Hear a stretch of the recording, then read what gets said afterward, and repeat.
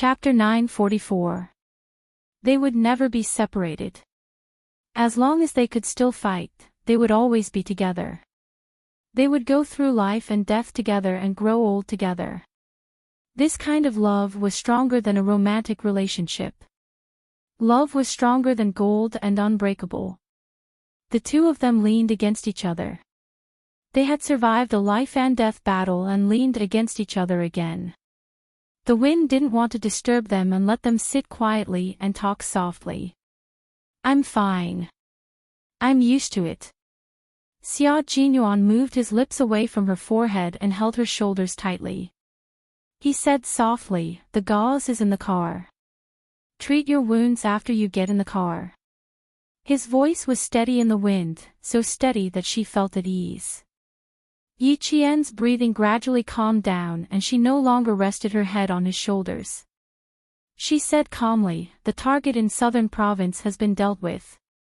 You and G3 can return to the battlefield to look for K7.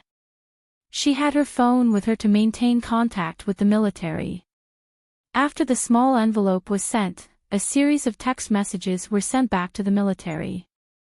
"Clean up the scene before you leave." Xia Jinyuan stood up and let Yi Qian hold his outstretched hand. They stood up together and the coldness in his eyes had not dissipated. His gaze swept across the scene like a knife and he said calmly, "Bury them." After 2 hours of burying, Yi Qian's shoulders were so sore that she couldn't lift them up. Her shoulders had already been kicked in the hospital. After fighting and burying them, she suddenly lost all strength in her shoulders and the soreness rushed up like needles. "Sit for a while. I'll clean up the scene again." Xia Jinyuan helped her sit down on a brick. She didn't say anything, but he could tell. "You don't have to force yourself in front of me, little fox. You don't have to force yourself in front of your comrades. Especially after a battle, when you need to rest and replenish your energy, you must replenish it in time. We didn't just fight once. We fought countless times." Yi Qian gritted her teeth and didn't force herself. She sat down and tried to relax her shoulders. "My shoulders are sore, but I still have the strength to walk. Give me 10 minutes to rest." "Okay, I also need 10 minutes to clean up." Xia Jinyuan patted her on the shoulder lightly. There was a touch of gentleness in his cold and hard eyes. "You're great, Yi Qian. You're really great." Yi Qian raised his head and smiled at him. His smile was light, as clear and bright as the wind in the mountains. "I still need to work harder. I can't become a burden to my comrades." "How could this be? Are you now thinking that you've become a burden to me?" Xia Jinyuan frowned slightly and said solemnly, "Our bodies are not made of iron. There will always be times when we are tired. Being tired does not mean that we will become a burden to our comrades. Sometimes you are tired because you are tired to protect your comrades.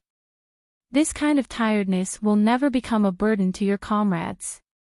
It's precisely because you exhausted yourself to protect your comrades and win victory for your comrades.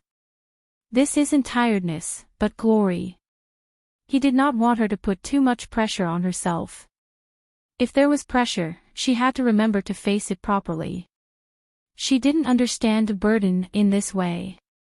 The correct understanding of a burden was that she didn't do anything during normal times, delayed opportunities on the battlefield, and caused failure to control the battlefield. This kind of person was a burden. Think about it carefully, but remember, don't let your imagination run wild. Xia Jinyuan rubbed the top of her head heavily and reminded her in a gentle and serious voice, "Think about what a burden is." After he finished speaking, Yi Qian couldn't help but laugh as she watched his tall figure turn and leave. Chapter 945. Captain Xia really cared about her in all aspects, even her psychological development. She had never met such a man before, but she knew that she had met a very good and outstanding man. The night passed quietly when they returned to the car from the mountain. It was 5:00 o'clock in the morning in autumn. Xia Jinyuan took out the first aid kit from the car. Yi Qian had already taken off his jacket and was sitting in the grass wearing only a short-sleeved shirt. The knife wound was a little deep, but it was not so deep that the flesh was torn apart. However, because it was not bandaged, the area around the wound was red and swollen. Xia Jinyuan was no stranger to disinfecting and debridement. He disinfected, stopped the bleeding, sprinkled anti-inflammatory powder, wrapped the arm with gauze, and added another injury to Yi Qian's arm. This wound is not too deep. No wonder you can endure it. Xia Jinyuan did not ask if it hurt. There was no need to ask. It definitely hurt, but compared to staying alive, this kind of pain was nothing.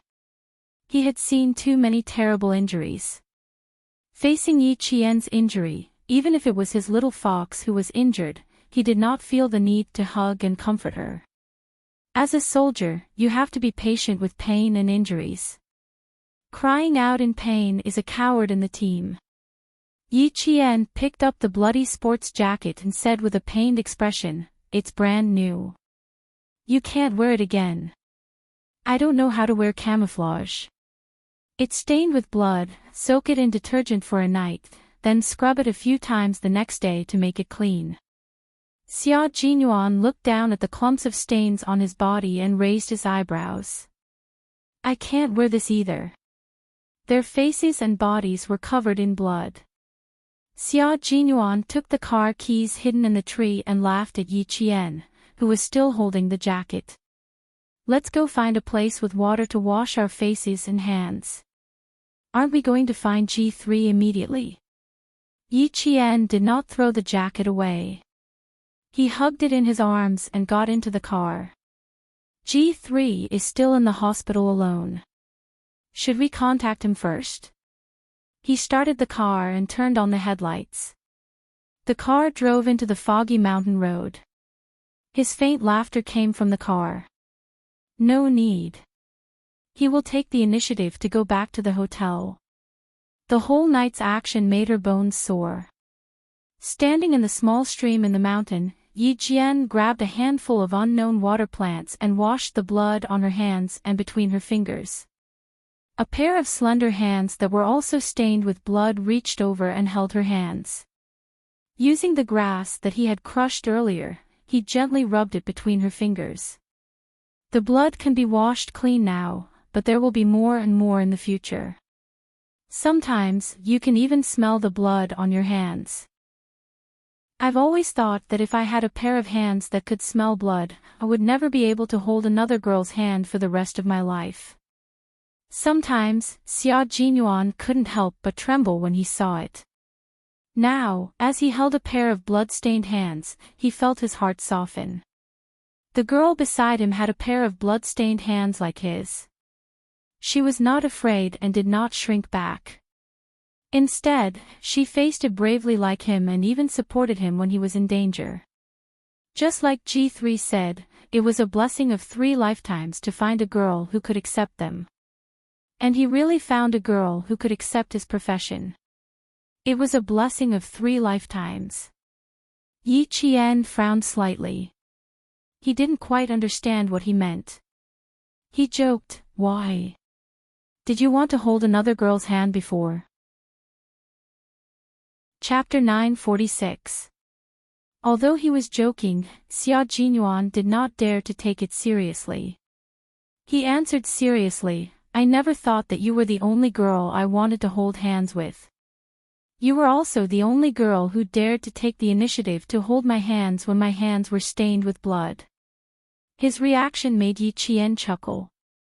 "Not even when you were young and frivolous?" Xia Jinyuan pretended to think about it.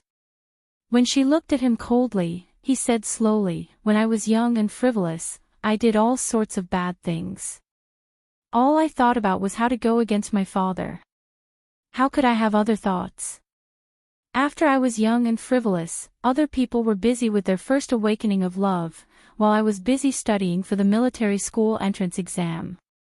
Xia Jinyuan spoke slowly. His low voice was like dancing music, gentle and cheerful. After graduating from the military school, I was assigned to Fujian town. The army was full of male soldiers. Before I met you, the only hands I could hold were those of male soldiers. One day, I suddenly held a girl's hand. At that time, there was only one thought in my mind. Why is it so soft? So soft that... Yi Qian, who had been listening attentively, realized that he was talking about her again. She immediately raised her voice. Okay, I believe you. You don't have to explain. If he continued to explain, it would make her blush and feel uncomfortable. No, this concerns my innocence. I have to explain it clearly, Major Xia said seriously. Major Xia said seriously. Yi Jian looked at him with a faint smile and an ambiguous expression. She maintained her composure on the surface, but her heart was boiling like boiling water. This concerns my innocence. I don't want to hear it. I don't want to hear it. She wanted to cover her ears, but he was still holding her hand. She wanted to run away. How could she outrun him? Most importantly, he liked to make her feel embarrassed. The more she acted this way, the more excited he would be. The first time I held a girl's hand, I was really shocked. It was so soft that I felt like I could break it if I used too much strength. Little fox, why is your hand so soft? It's as if it has no bones. It's so soft that it even reaches my heart. Later, when I hugged you, I thought, no wonder they say that women are made of water. I hugged you like this and really didn't want to let go. But you were still young at that time. I put you down, and you pounced on me. You even straddled me. How tall were you then? Not even 1.6 meters, like a little bean. Yi Qian wanted to drown himself in the water. He said that he and a few other soldiers had received close-range combat training within 30 meters, and their opponent was a real sniper in the army. He didn't know why Xia Jinyuan appeared out of nowhere and accidentally encountered him. Yi Qian blushed a little when he thought about how he had been pinned down by Yi Sihao. His voice sounded like it was overflowing with water as he reprimanded in a low voice, "You pervert." At that time, he was only 14. His thoughts were all over the place. You're right. At that time, I also felt like a hooligan. Xia Jinyuan, who had always done things in an upright manner, readily admitted that he was indeed a hooligan at that time. You were too bold. You straddled a male soldier all of a sudden. When I was scaring you, I even thought about whether I should kiss you. Fortunately, you angrily called me an old man.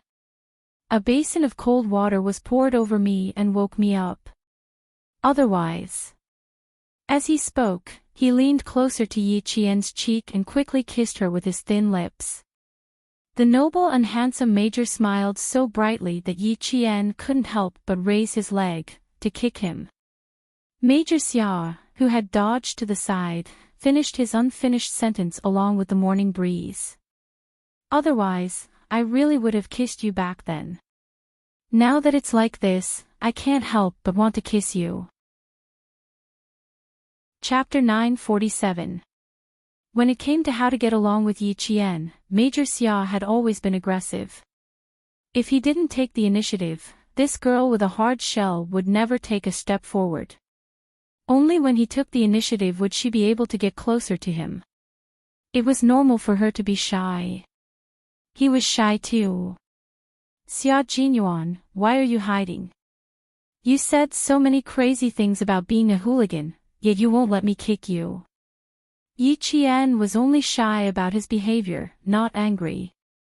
Her eyes were like water, and even when she glanced at him, they were still bright and beautiful. I'm only 14 years old, and you're already having such thoughts. Your thoughts are too improper. He had long realized that his thoughts were improper, but realizing it and wanting to correct them were two completely different things. However, he was really glad that his thoughts were improper at the time, and that he didn't miss out on such a good girl. If you only act like a hooligan and don't take responsibility, then that's called improper. Mine doesn't count. My thoughts are proper, my attitude is serious, and I can withstand the test. Looking at Yi Qian, who was so shy that her face was as red as rouge, Xia Jinyuan's eyes were so gentle that there were whirlpools in them. His laughter gradually subsided. He held her hand tightly, stared at the girl he liked, and said slowly and seriously, "Yi Qian, you're the only girl I want to hold hands with. You're the only girl who doesn't mind holding my blood-stained hands, and who is brave enough to hold them. As for other girls, if I were to hold out my blood-stained and reeking hands to them, I'm afraid they would faint before I could even open my mouth." His serious words made Yi Qian feel helpless and bitter. Who would dare to hold a pair of blood-stained hands? She lowered her head and looked at her own hands. They were also stained with blood, and even the gaps between her fingers were stained with blood. It took a lot of courage to hold a pair of hands that reeked of blood. After a few hours, the blood that had dried between the fingers was difficult to remove. It needed to be washed carefully. Yi Qian looked at the man who had been looking at her with a gentle expression. The invisible layer of coldness in her eyes slowly softened, and there was a hint of affection in her eyes. "Let me tell you a real story." One day, after training, J5 mentioned something in the chat. He said that one of our retired soldiers had just returned to the company after completing a mission. Just as he was changing out of his blood-stained clothes, one of his comrades told him that a girl was looking for him. The old soldier was so happy that he ran out excitedly and saw his girlfriend standing at the entrance of the camp like a flower. The soldier held his girlfriend's hand, but before he said anything, he heard his girlfriend frowning and asked why he reeked of blood on his body. And then he saw the blood between his fingers, so he immediately retracted his hand. Later, the soldier said that he would never be able to forget the expression on her face at that time. She was disgusted, very disgusted. She was disgusted by the smell of blood on his body, the bloodstains on his hands, and even more disgusted by how dirty he was. The bloodstains between his fingers were gradually cleaned, and then she rinsed them with water. Xia Jinyuan held the hand that reeked of blood as well as his own. He slowly looked up and fixed his gaze on her. His sorrowful voice was as clear as a flowing stream, trickling over. Later, the soldier broke up with her and took the initiative to end their 2-year relationship. Later on, the soldier retired from the army. It was said that he found a nurse who also had to deal with blood. This was the story I heard on the 4th day I joined the army. It was a sad story. I've been thinking about what I would have done if it were me. Chapter 948.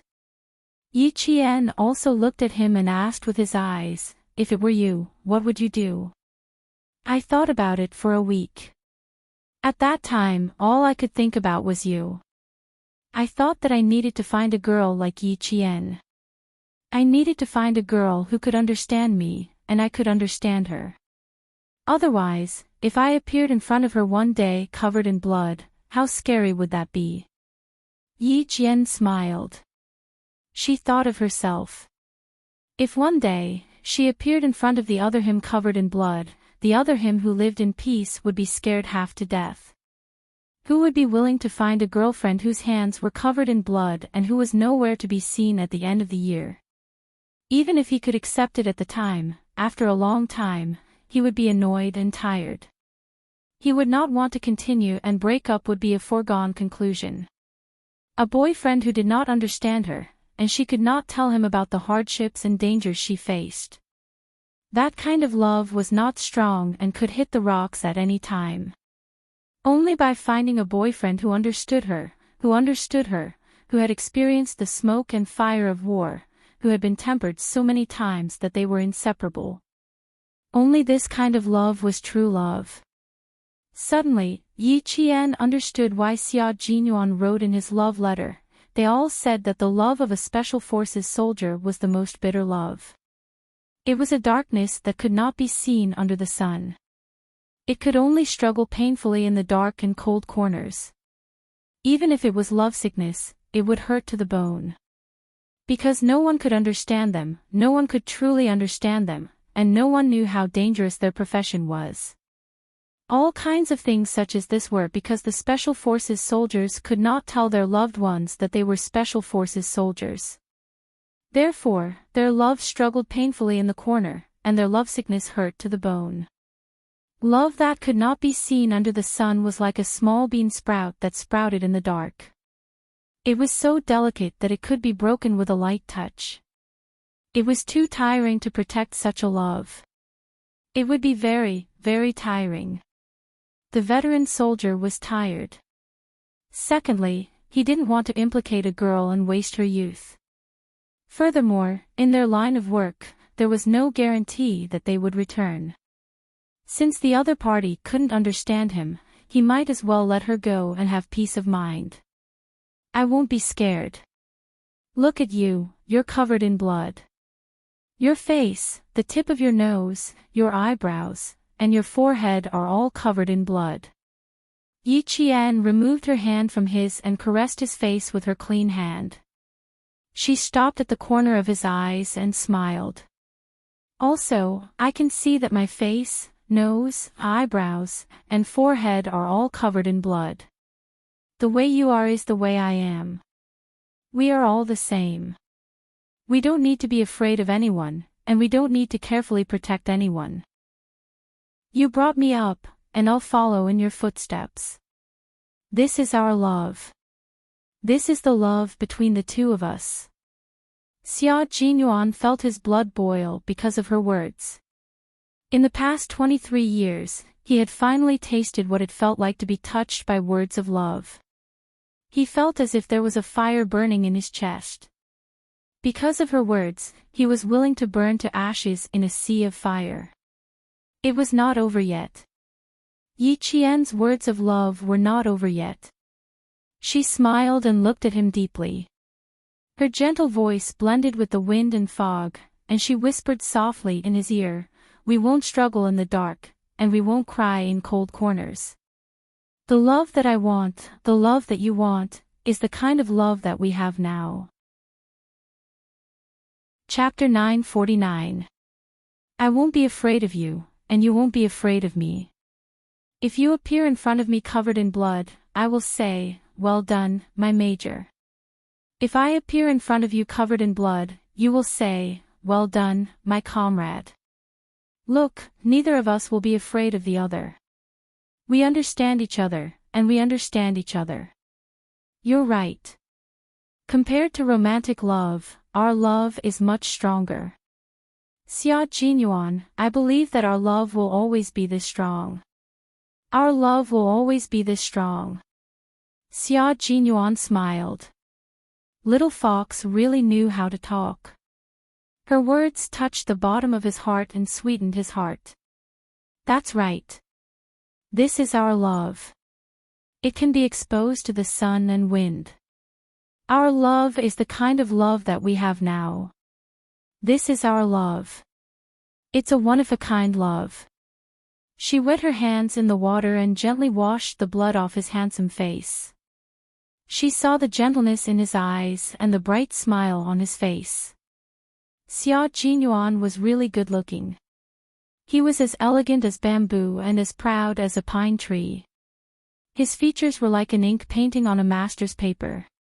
There was a hint of his handsomeness, and there was also a hint of coldness when the ink was splashed. There was no part of him that was not exquisite and elegant. The young major who made her feel a sense of majesty when they first met lived in her heart just like that. No matter how unwilling she was, she could not resist his gentleness.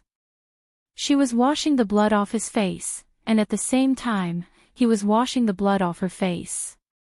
Both of their eyes were so focused that they could only see each other's faces in their deep eyes until they were clean. Xia Jinyuan's hands pulled the water grass growing in the stream and rubbed it until it was pulp. Then, he washed the blood off his fingers bit by bit. Yi Qian washed his face very seriously. He pursed his lips slightly and gently washed the blood off his fingers. The gurgling stream washed the blood off his face and hands until there was not a trace of dirt left. Yi Qian looked up and smiled. It's very clean. It smells like green grass. In the faint morning light, her face was like a pearl with water droplets on it. It was bright and clear. Her dark eyes looked at him with a smile. The coldness in her expression had quietly faded, leaving only gentleness for him. At this moment, Xia Jinyuan felt that her gentle smile was branded in the depths of his heart. Xia Jinyuan, did you slack off during training? You're too fair standing in the middle of the V8 team. Your face and hands are so fair. If I didn't know better, I would really think that you were slacking off. With his head lowered, Yi Qian teased him with a smile. Under the washing of the green grass pulp, his strong hands became even fairer. His fingers were delicate and slender. They were even prettier than a pianist's hands. Xia Jinyuan smiled and replied calmly, "This problem has been bothering me for a few years. When I first entered the military academy, I even thought about going to the hospital to get my skin tanned." Yi Qian, who was secretly praising him, did not notice the change in the owner of these hands. Because of her seriousness and concentration, Xia Jinyuan's eyes became darker and darker. You want to become darker when you want to become fairer. How hateful. Letting go of his clean hands, Yi Qian scooped up some water and splashed it on her face. Xia Jinyuan, who was squatting beside her, stood up and shouted in a deep voice, "Yi Qian." Yi Qian smiled and looked up. "I can." Chapter 950. No matter how fast she reacted, it was too late now. Xia Jinyuan, who was already mentally prepared, smiled and stretched out his long arms to hug her waist. His laughter was low and deep beside her ear. It was soft, sexy, and hoarse. "You want to run away now? It's too late, my little fox." "Xia Jinyuan, you're going crazy again." Yi Qian, whose legs were lifted into the air, struggled. The more he struggled, the tighter the arms around his waist became. It made it hard for him to breathe. "Put me down. It's uncomfortable for you to hold me like this." Was it uncomfortable to hug her like this? Then change to a more comfortable position. His arms were very strong. He lifted her up gently, allowing her legs to spread across his strong waist. His hands held her buttocks firmly, as if he was holding a child. "How is it? Do you feel comfortable now?" Indeed, it wasn't as comfortable as when he hugged her waist, but this made her even more embarrassed. "I want to kiss you, can I?" Xia Jinyuan's eyes darkened as he took a step forward and asked, "Can I kiss you right here? I really want to kiss you. I can't control myself at all. May I? May I?" The autumn morning sun peeked out of the clouds, passed through the thin mist, and gently fell on his elegant brows, making Xia Jinyuan's gentleness even clearer in Yi Qian's eyes and heart. Taking a deep breath, Yi Qian bit his lip and said helplessly, "How many more times do you need to ask? Ask until you agree." He hugged Yi Qian firmly. The smile at the corner of his mouth was graceful, and there was a hint of laziness that made Yi Qian's heart beat faster. "What if I don't agree? Ask until you agree." Yi Qian was exasperated. He stared at him with his clear eyes. "You're being shameless. Idiot, I've always been such a scoundrel. Did you just realize?" Laughter seemed to come from his chest. Xia Jinyuan stepped out of the stream and walked to the flat grassland. "Next, I'm going to do something that I didn't finish yesterday morning." As he spoke, Yi Qian fell into the misty grass. His gaze darkened bit by bit under the faint morning light, causing Yi Qian's heart to race and even his fine eyelashes to tremble slightly. "Xia Jinyuan, be careful." His voice was trembling. As he turned around, Yi Qian was completely flustered. "I've always been very careful, but there are times when I lose control." The young major lowered his head and lowered his tall and imposing body. His hot and dangerous aura made Yi Qian hurriedly use her uninjured hand to support his chest. Even though her voice was trembling slightly, she still asked, "How far do you want to go?" "Let's see how far I can control myself." "Be good, move your hand away. I'm afraid I'll hurt you." The sunlight shone through the mist. His dark eyes seemed to be shining brightly, burning both himself and Yi Qian. His slender hand grasped Yi Qian's hands that were pressed against his chest. Slowly, gently, and forcefully, he removed them bit by bit.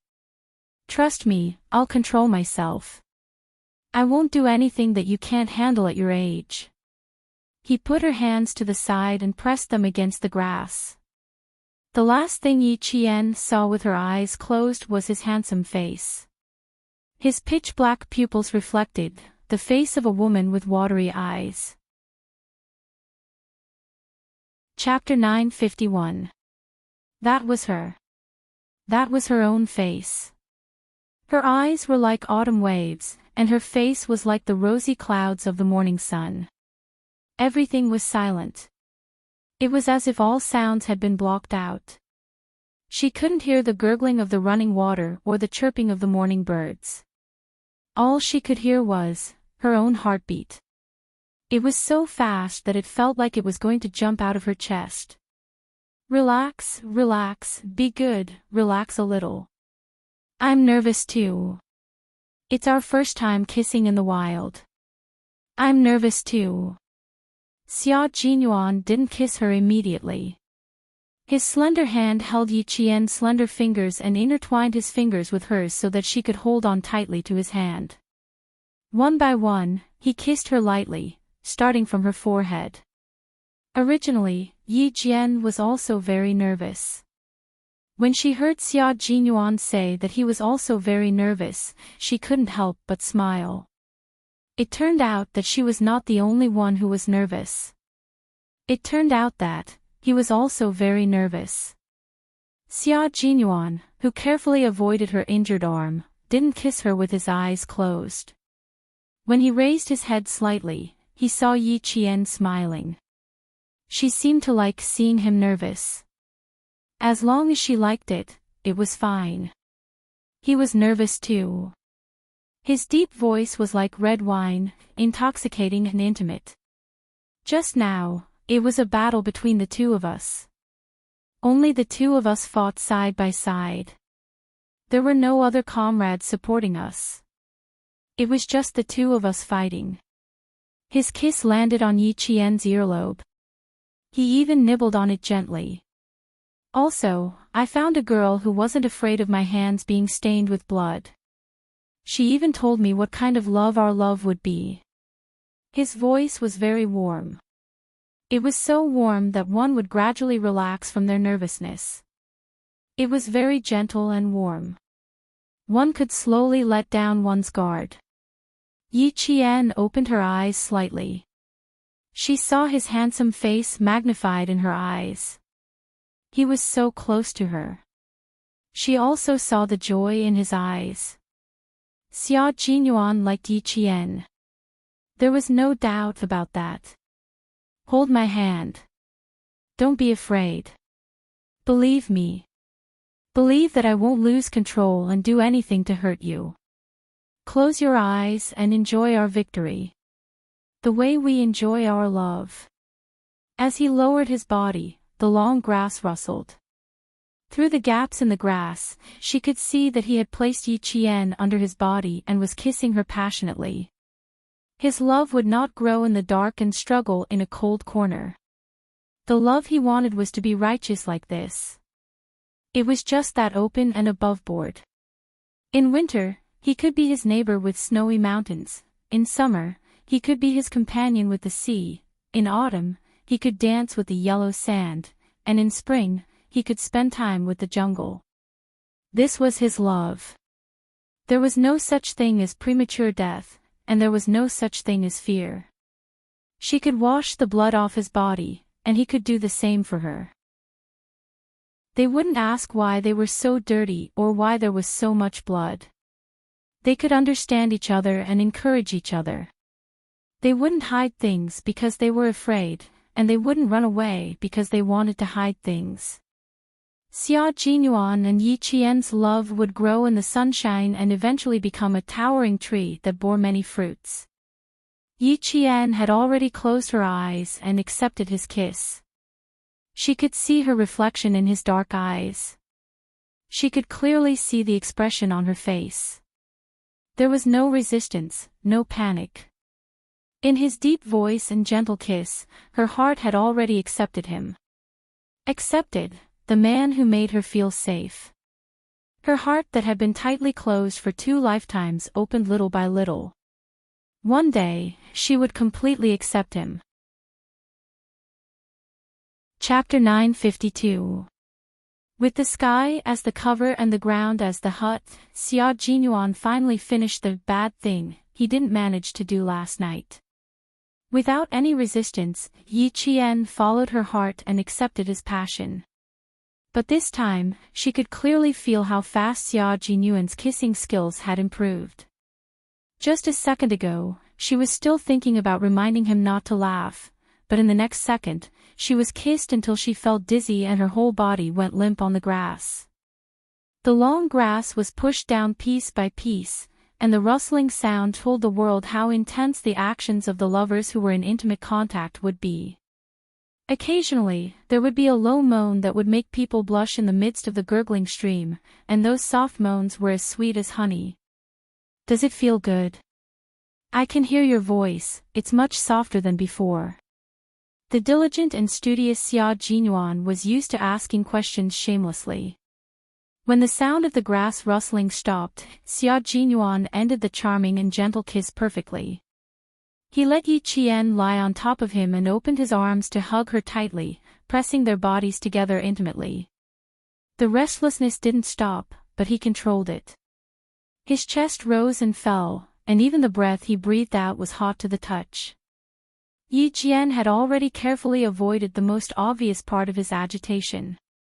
Her upper body was close to his chest, and she quietly opened her legs and placed them on both sides of his waist. She was afraid that if she was careless, she would accidentally make herself flustered and cause him to draw in a breath of cold air. She was so careful and didn't even dare to breathe loudly. Suddenly, when she heard him ask her this question, Yi Qian's eyelids trembled slightly, and she simply closed her eyes and pretended to be asleep. She was asleep and didn't hear him. Bastard!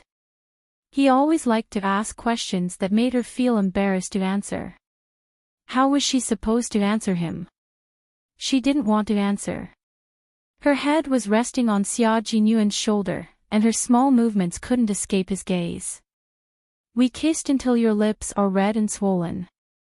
Are you still shy? Then I'll have to answer my own question. It must be very comfortable.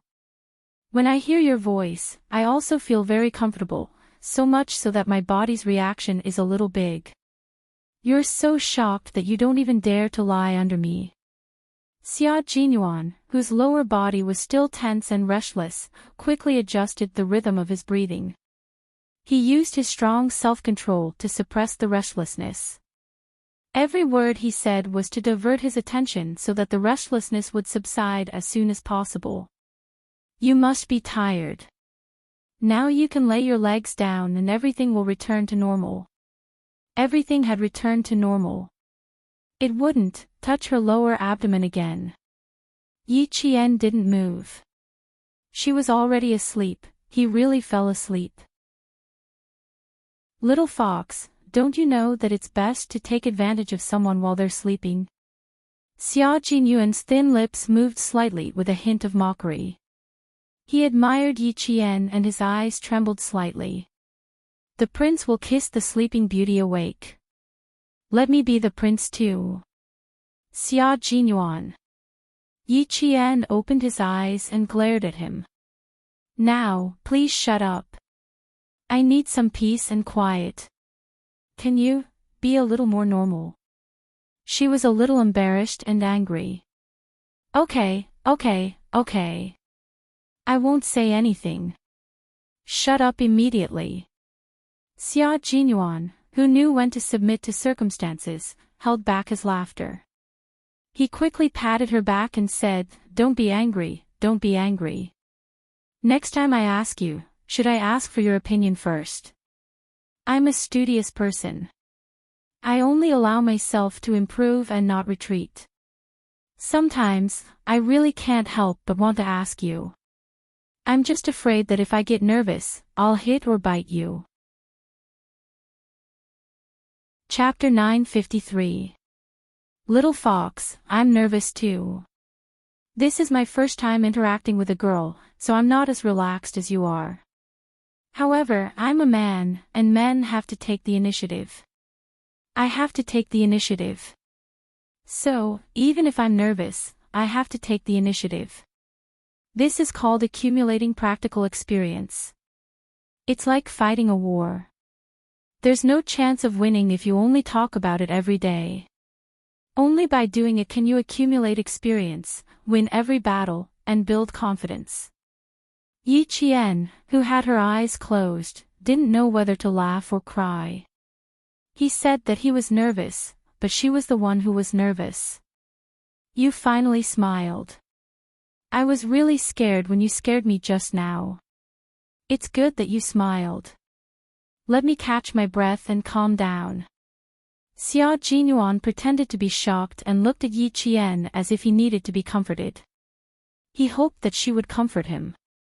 He was really shameless. The phone vibrated against his pants. Xia Jinyuan didn't even need to blink. Xia Jinyuan's eyes were cold. The shameless Xia Jinyuan instantly entered the state of a soldier. His handsome face was piercingly cold, and there was no trace of gentleness from before. Yi Qian's movements were also quick. She immediately got off his body and looked at Xia Jinyuan, who was picking up the phone calmly, with her eyes full of emotions. The military called. The target in southern province was eliminated. They were to immediately meet up with G3 to rescue K7. K7 has been confirmed to be captured. Q King, the military hopes that as many of your comrades left the country at that time, you will return to the country. The Major General's cold voice sounded from the phone. The operation in southern province was perfect. The military gave Yi Qian a high evaluation of her ability. Tell her that even if she's just a student now, the military has recorded all her military achievements. We're just waiting for the day she puts on her uniform and serves the country. Yi Qian had been glued to his phone the entire time. She heard the Major General's words clearly. With a cold expression, she didn't care about whether she had any military achievements. She only cared about how dangerous Xia Jinyuan's mission was this time. I'll meet up with G3 immediately and head to the border. He didn't say much, but his short words were filled with a piercingly cold aura. The target in the southern province has been dealt with. Identity has not been exposed. Operation Storm Commander Q King is requesting backup. The Major General admired his resolute and fearless subordinate very much. He nodded and said, Helicopter support, Southern Province Air Force Base. I'll give you 4 hours. The plane will land at the base in 4 hours. With the help of the helicopter, they would be able to rush back to the battlefield to rescue K7. 4 hours. Yi Qian roughly calculated the time. Although it was tight, he could still make it. Their time together began to count down. If they didn't have 4 hours, they would only have an hour and a half at most. The rescue of K7 is imminent. The military can provide you with convenience in the country, but once you're overseas, all contact information will be destroyed. Q King, K7 who entered ST is very likely to have sacrificed himself. It will be very difficult for you to find out his specific direction. ST mercenary group has always welcomed women. The major's voice gradually trailed off. Xia Jinyuan's expression instantly turned cold. 1 minute later, he rejected without hesitation. Sir, I reject the military suggestion this time. Rescuing K7 is our team's task. I don't want anyone else to get involved. You know how high the danger level is. We sent a total of 8 people, and now only 7 have returned. No one can guarantee that there won't be any accidents during the rescue, and... Chapter 954. Xia Jinyuan's gaze fell on the figure walking towards the car, and his voice became even colder. Also, Yi Qian has never been in danger alone. Although she is excellent in all aspects, she is still a student. I object to the military suggestion this time. The military thinks that sending her abroad is not just to rescue K7, they also hope that she can provide. I don't agree. End of report. Without waiting for the Major General to finish speaking, Xia Jinyuan said, "End of report." Very forcefully, he ended the conversation. The Major General on the other end of the phone choked. He wanted to curse, but he couldn't. They had to discuss it. Q King, the military will not make a decision that is disadvantageous to your operation. Yi Qian has worked with you many times, and as a female soldier, she is the most suitable person to infiltrate the ST mercenary group. Why do you? Xia Jinyuan would gladly accept Yi Qian's participation in an operation like the one in Pakistan, but this time, he refused without any discussion. The ST mercenary group is notorious around the world. Female captives who have fallen into their hands have never walked out in one piece. Major General, it is precisely because Yi Qian is a female that I don't agree. The ST mercenary group was a mercenary group that only worked for money. They were cruel, heartless, bloodthirsty, and tortured captives. Falling into the hands of such a mercenary group would depend on how many lives K7 could survive. Even male soldiers had to survive a few times, but female soldiers would always end up much worse than male soldiers. Not only would they be tortured, but they would also be humiliated. With such a mercenary group, Major General, I don't know why the military would make such a suggestion. Every word in the last sentence was mixed with hostility.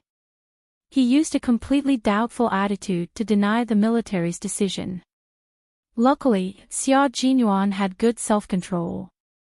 If he had a more explosive temper, he would probably directly say, "Did water get into your brain?" After he finished this sentence, he said, "End of report."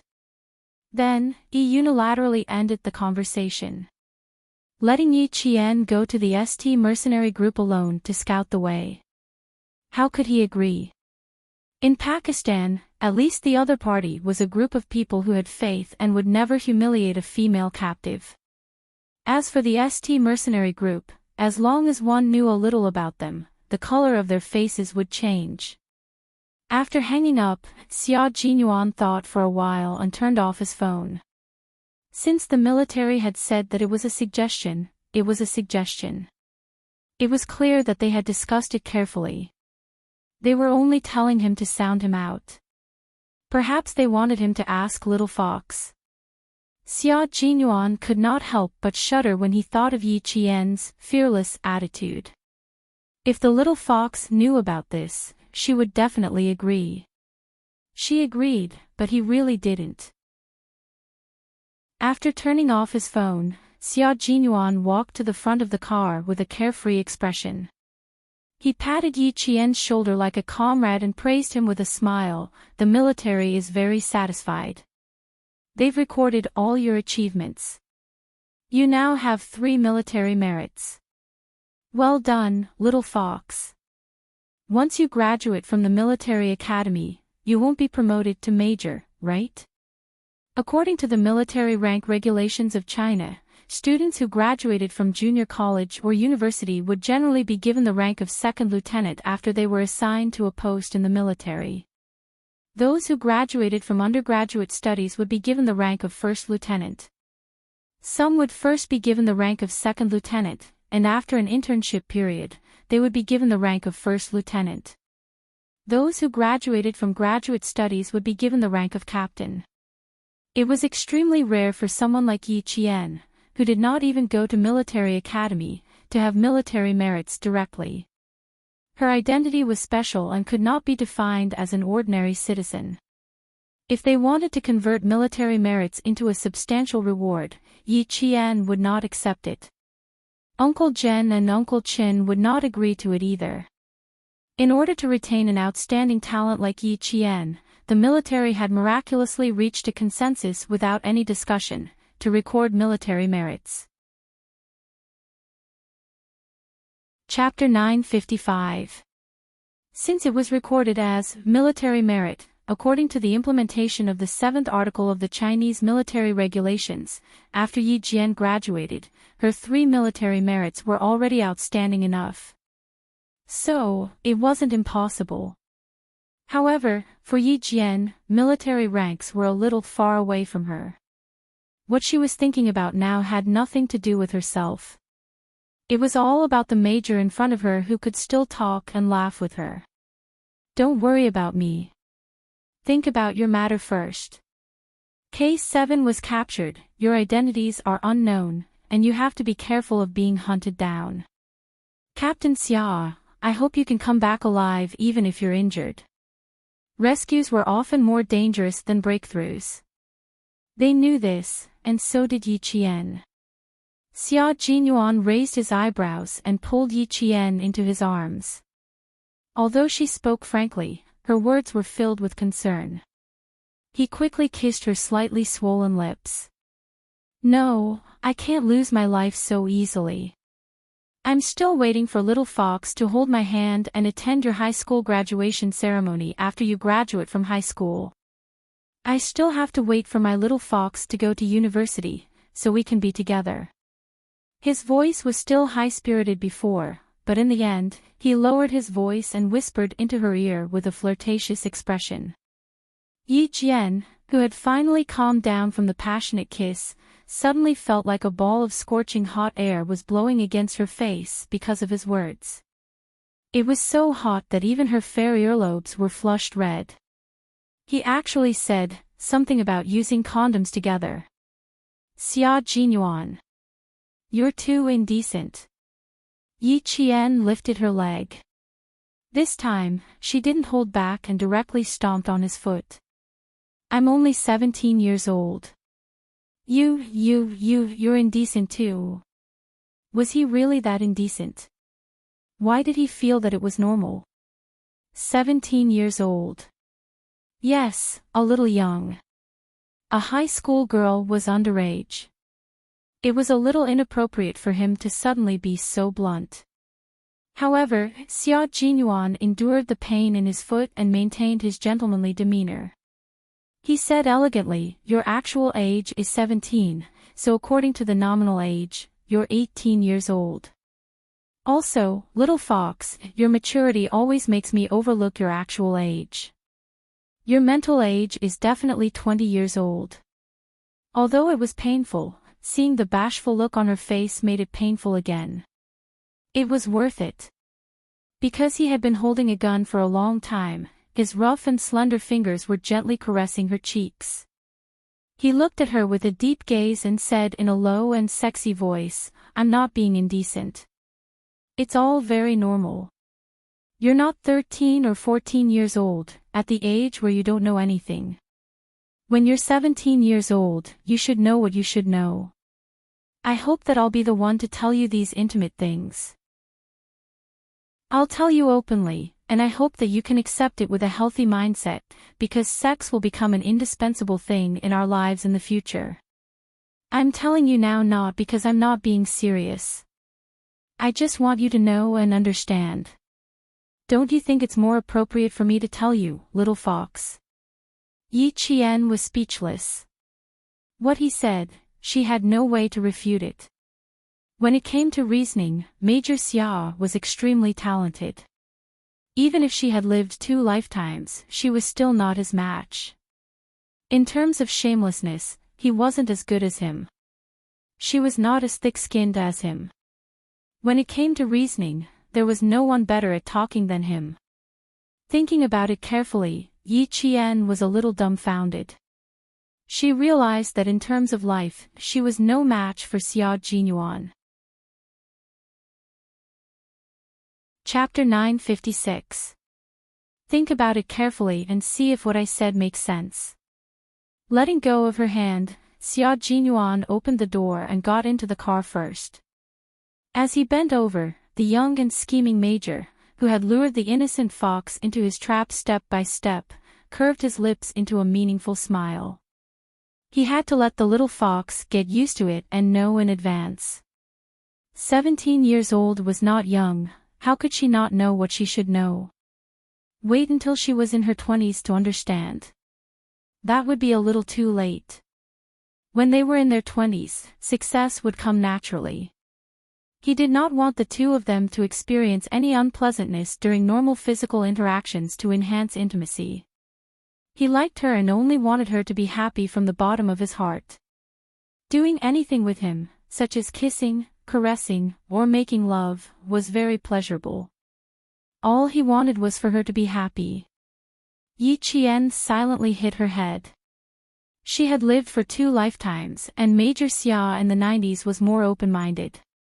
In her previous life, she had made one mistake and then another. She had lived a useless life. In this life, she had finally won back the life that belonged to her. How did she meet Xia Jinyuan? She did not know how to deal with it at all. Looking at her secretly hitting her head with a vexed and conflicted expression, Xia Jinyuan started the car and the smile on his face deepened. It was good to be a little reckless when you were young. When you were a little reckless, you would become thick-skinned. Once you were thick-skinned, you would be able to do anything as a matter of course and not feel guilty at all. After Yi Qian got into the car, the major stepped on the accelerator and instantly accelerated to 240 miles per hour. The whole car drove out of the mountain road like a race car and headed straight for the city center. After getting into the car, Yi Qian was still feeling uneasy. Condoms and whatnot, how could he say it so easily? The car drove very fast. As soon as she sat in the front passenger seat, she saw the shadows of trees on both sides of the car pass by from the corner of her eyes. In the blink of an eye, they had traveled several kilometers. Yi Qian, who had been slightly pursing her lips, looked at the man driving. That serious and serious side profile. It was as if nothing had happened just now. There was still a gap. No, she had to calm herself down. What had happened was in the past.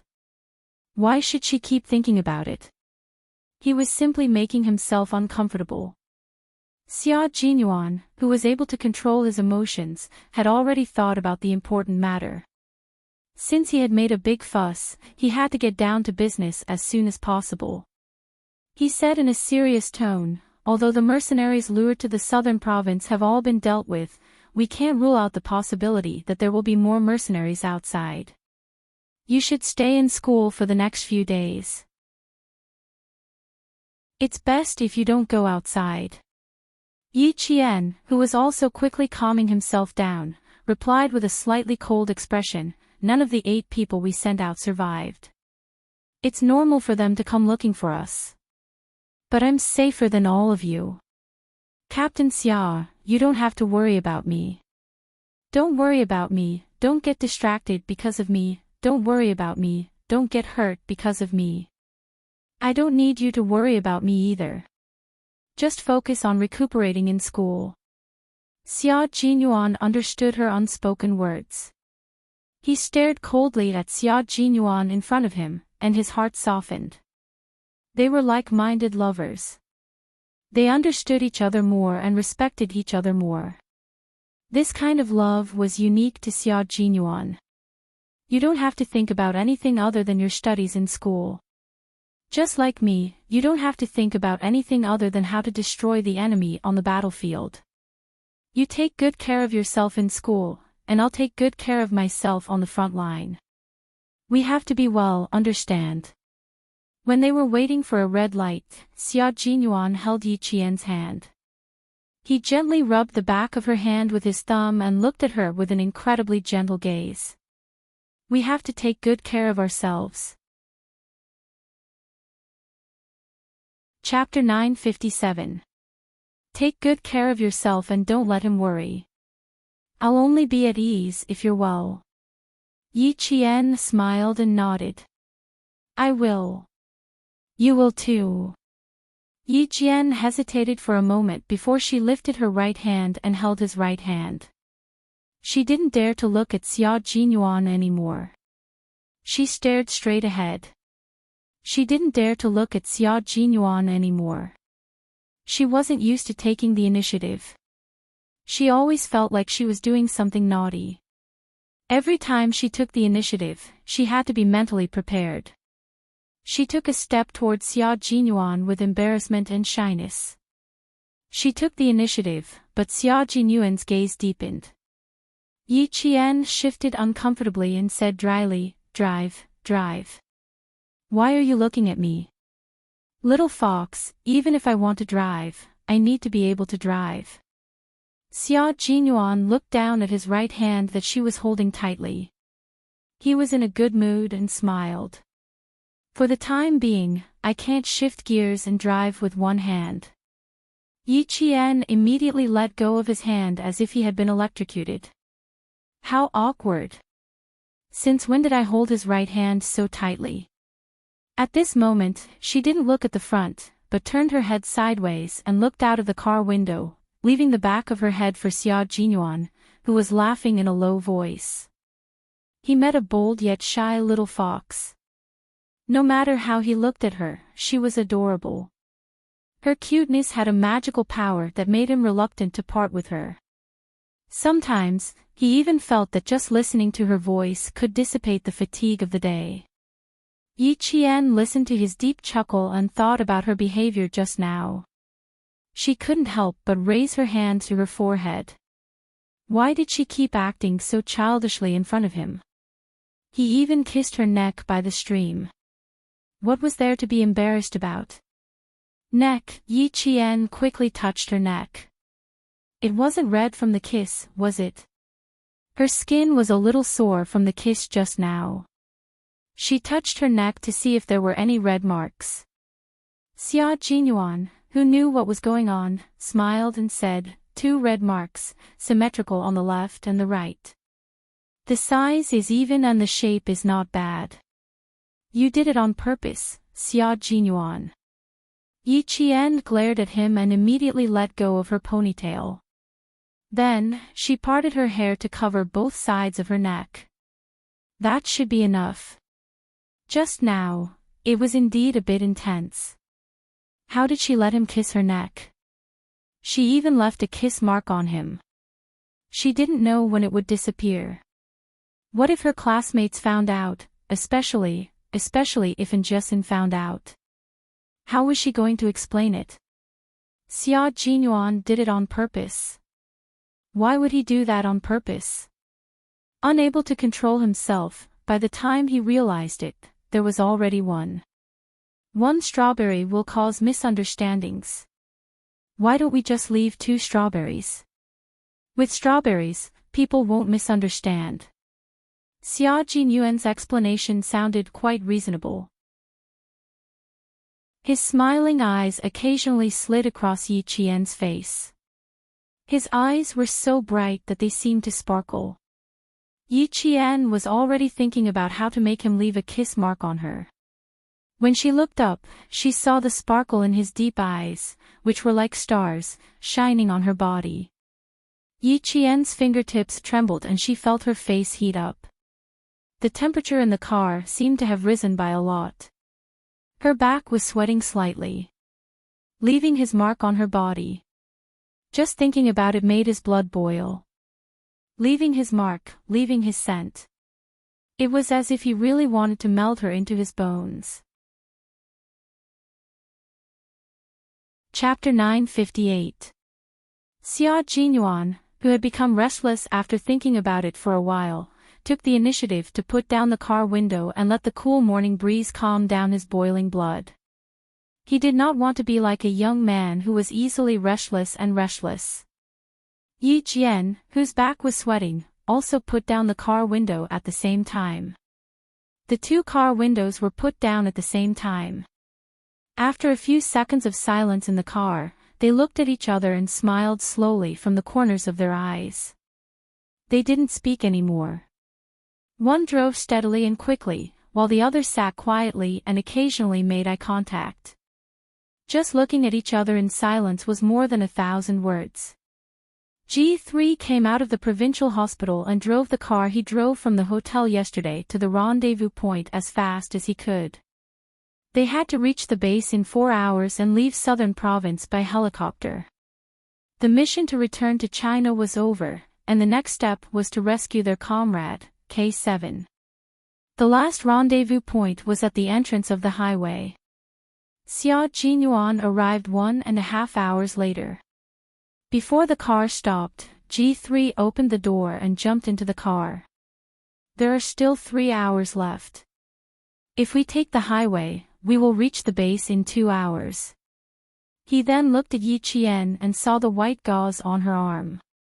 G3 raised his eyebrows. More honor. Good luck, Yi Qian. Good luck, G3. Yi Qian turned around and smiled at him. I will wait for your safe return. The car stopped. Yi Qian took the car keys from G3 and said to Xia Jinyuan with pursed lips, there is still about a month before the maple leaves turn golden. I hope you will come back by then, put on your military uniform, and take me to see the mountain full of yellow maple leaves. G3's car was also borrowed from Hozi, and Yi Qian would drive it back to Hozi. It won't be long, it will be soon. It's still early. You can go back to the 23rd floor to rest after breakfast, or go to the library. You don't have to rush back to school. Xia Jinyuan opened the car door and hugged her gently. He reminded her again, I am going on a long journey. You wait for me. We have to be safe. Yi Qian raised his hands and placed them on Wei Xiaobao's shoulders. His voice was clear and calm as he said, You're on a long journey, I'll wait for you. My only wish is that everything will be fine and that I'll wait for your return. This time, Xia Jinyuan did not even give him a military salute. Without any hesitation, he opened the car door and got into the car, leaving only the shadow of his car for Yi Qian to see. In the car, G3 turned around and saw Yi Qian standing by the roadside. He saw her salute their car slowly, like a comrade in the brigade, silently sending off a comrade who was on a mission. G3 silently raised his hand and saluted Yi Qian from afar. He waited until Yi Qian was out of sight before he retracted his hand and said to Xia Jinyuan, who had a serious expression on his face and was focused on driving, Q King, you've met such a good girl. When she grows up, you should find a chance to marry her. There are too many single people in the brigade. You should take the lead and let us all join in the fun. Who knows, maybe one day we can all get married. The comrades in the Snowfield Brigade did not dare to say who they wanted to marry. They only dared to say who they wanted to marry. However, the point was that they all hated marrying and could not get married even if they wanted to. No one dared to marry them. For example, J5 and K7, who were so well-to-do, whenever they were free, they would yell and shout every day that they wanted to marry themselves off. However, after yelling for a few years, there was no response. As for the other comrades, they were all well-to-do and had good family backgrounds. No one dared to marry themselves off. The danger of their profession made them very cautious when it came to choosing love. Chapter 959. G3's teasing made Xia Jinyuan raise his eyebrows slightly. He tapped his fingers lightly on the steering wheel and said calmly, G3, don't think that I don't know about you. Let's go back to China together. I'll go back to the provincial capital, and you'll go to Hongkou City. Why? Didn't you meet your teacher after walking on the mountain roads for a few days and nights? I did. I sneaked into her room to take a look and killed 2 rats before coming out. G3 admitted openly. When Xia Jinyuan asked him to go to Hongkou City, he vaguely guessed what he meant. Since his comrades had given him a chance, how could he let them down? Everyone in the team acted like monks. It wasn't that they didn't like girls, but because of the special nature of their profession, they didn't dare to pursue them. Xia Jinyuan's initiative really taught them a lesson. If they didn't pursue the girl they liked, were they supposed to wait for the girl they liked to put on a wedding dress and marry another man? That was too cruel. You only killed 2 rats and didn't do anything else. You didn't even have physical contact. When Xia Jinyuan saw G3's stiff face from the rearview mirror, he smiled knowingly. He had the intention but didn't have the guts to do it. He had to continue working hard. He had to be like him. He didn't regret his actions and fell head first until he got the girl. When it came to the topic of girlfriends, it had always been a sore spot for his comrades. G3 closed his eyes to rest and didn't want to ask for more trouble from Xia Jinyuan. When Yi Qian got out of the car, he clearly saw a fresh little red mark on her neck. It was bright red. It was obvious that it was planted not long ago. No wonder he was so proud of himself. He even kissed her neck. The all-round soldier king was at the forefront in all aspects. He even had to be at the forefront when it came to girlfriends. Yi Qian was too honest. He had to get J5 to teach her a lesson. How could he always give in to Q King? He had to at least consider his single comrades. After G3 thought about Q King with jealousy, he thought about the girl he liked. After a while, he sighed faintly in the car.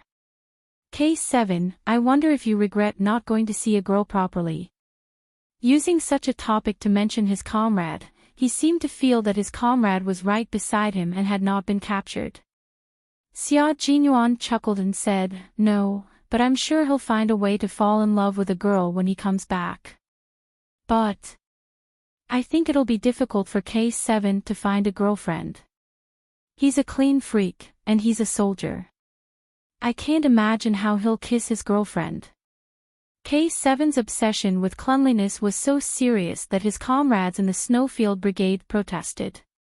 Once, J5's water bottle ran out, so he took K7's water bottle and poured it into his own. The mouth of the bottle wasn't even a finger's distance away. K7 poured all the water to J5. In the end, he said something that made J5 want to vomit blood. The water with your smell is dirty. J5 flew into a rage and yelled, Why the fuck would I drink water with your saliva on it? I don't even think it's dirty. That's your problem. What does it have to do with me? K7 replied casually like a fairy.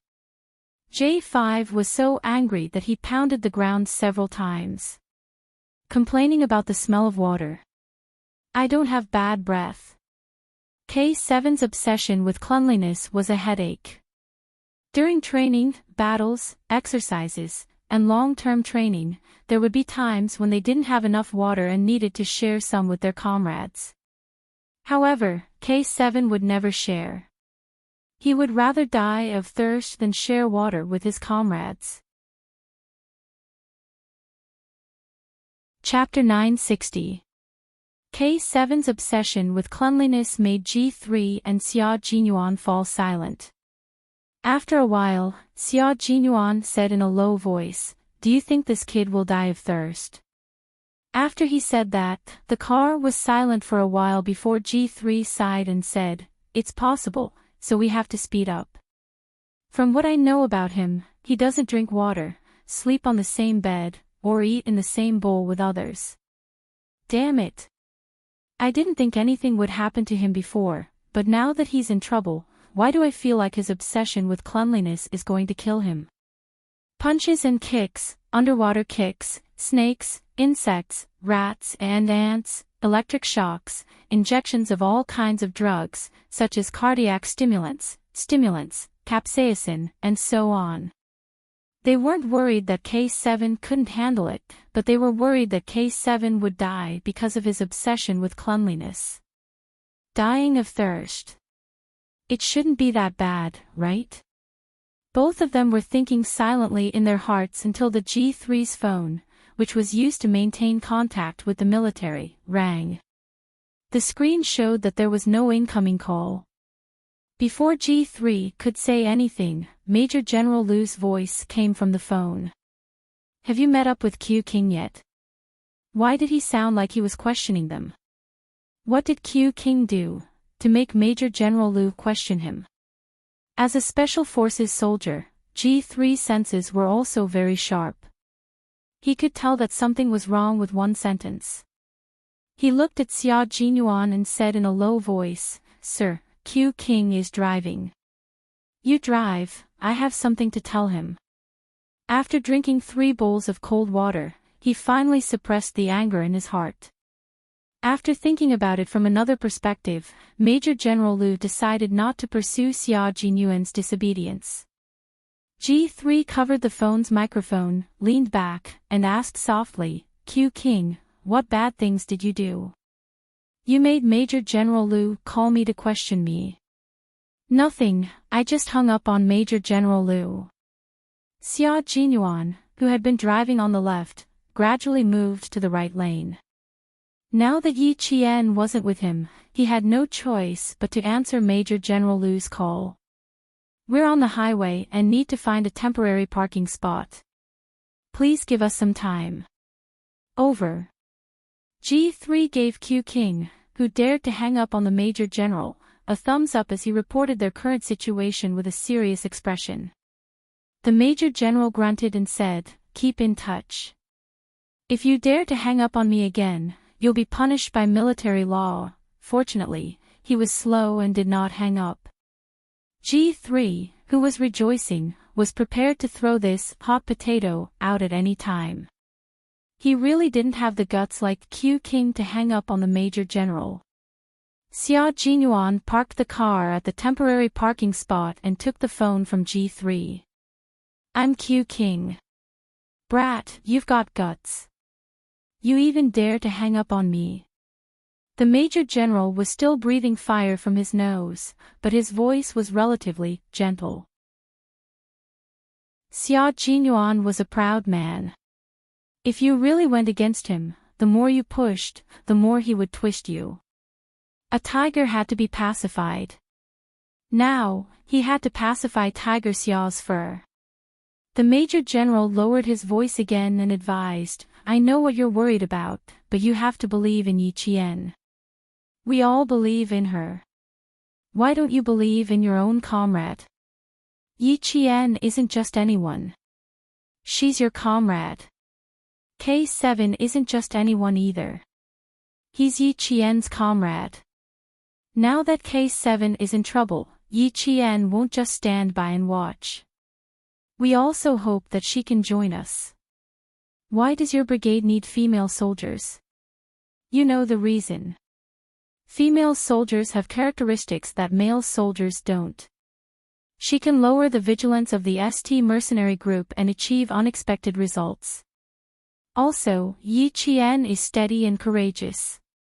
The possibility of her being disturbed is very low. With her participating in the rescue, the military has more confidence in your safe return." Chapter 961. Q King, the Snowfield Brigade is the embodiment of our country's blood, sweat, and tears. You are the country's sharp knife. If there is even a small cut on the knife, our heart will ache. "War makes women go away" is no longer the truth. Sometimes, female soldiers are more powerful than our male soldiers. Actually, the Major General could have just called Yi Qian to join the operation. The reason why he tried to reason with Xia Jinyuan was so that Xia Jinyuan and the others could accept Yi Qian. They shouldn't think that Yi Qian couldn't do it. That was what the Major General thought, but Xia Jinyuan didn't think that way at all. His thoughts were simple. The ST mercenary group was too cruel to the female captives. He could accept Yi Qian's injuries. As a soldier, it was normal for his body to be injured. He could also accept being captured because his military skills were not up to standard. But he definitely couldn't accept the psychological damage. Xia Jinyuan's eyes were filled with coldness. He waited for the Major General to finish his words before he said calmly, "Major General, I beg the military ministry to give us a chance to redeem ourselves. I swear on my military uniform that I will try my best to rescue my comrades. I say, you stinking brat, why are you so stubborn?" The Major General slammed the table in his office and stood up. He gritted his teeth and said, "A soldier's duty is to obey orders. You've forgotten all about it." Xia Jinyuan put one hand on the steering wheel and said casually, "Major General, it's not that I don't want to obey orders.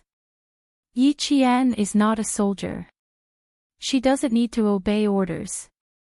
He raised his hand to look at the time and said, "We are still some distance away from the base.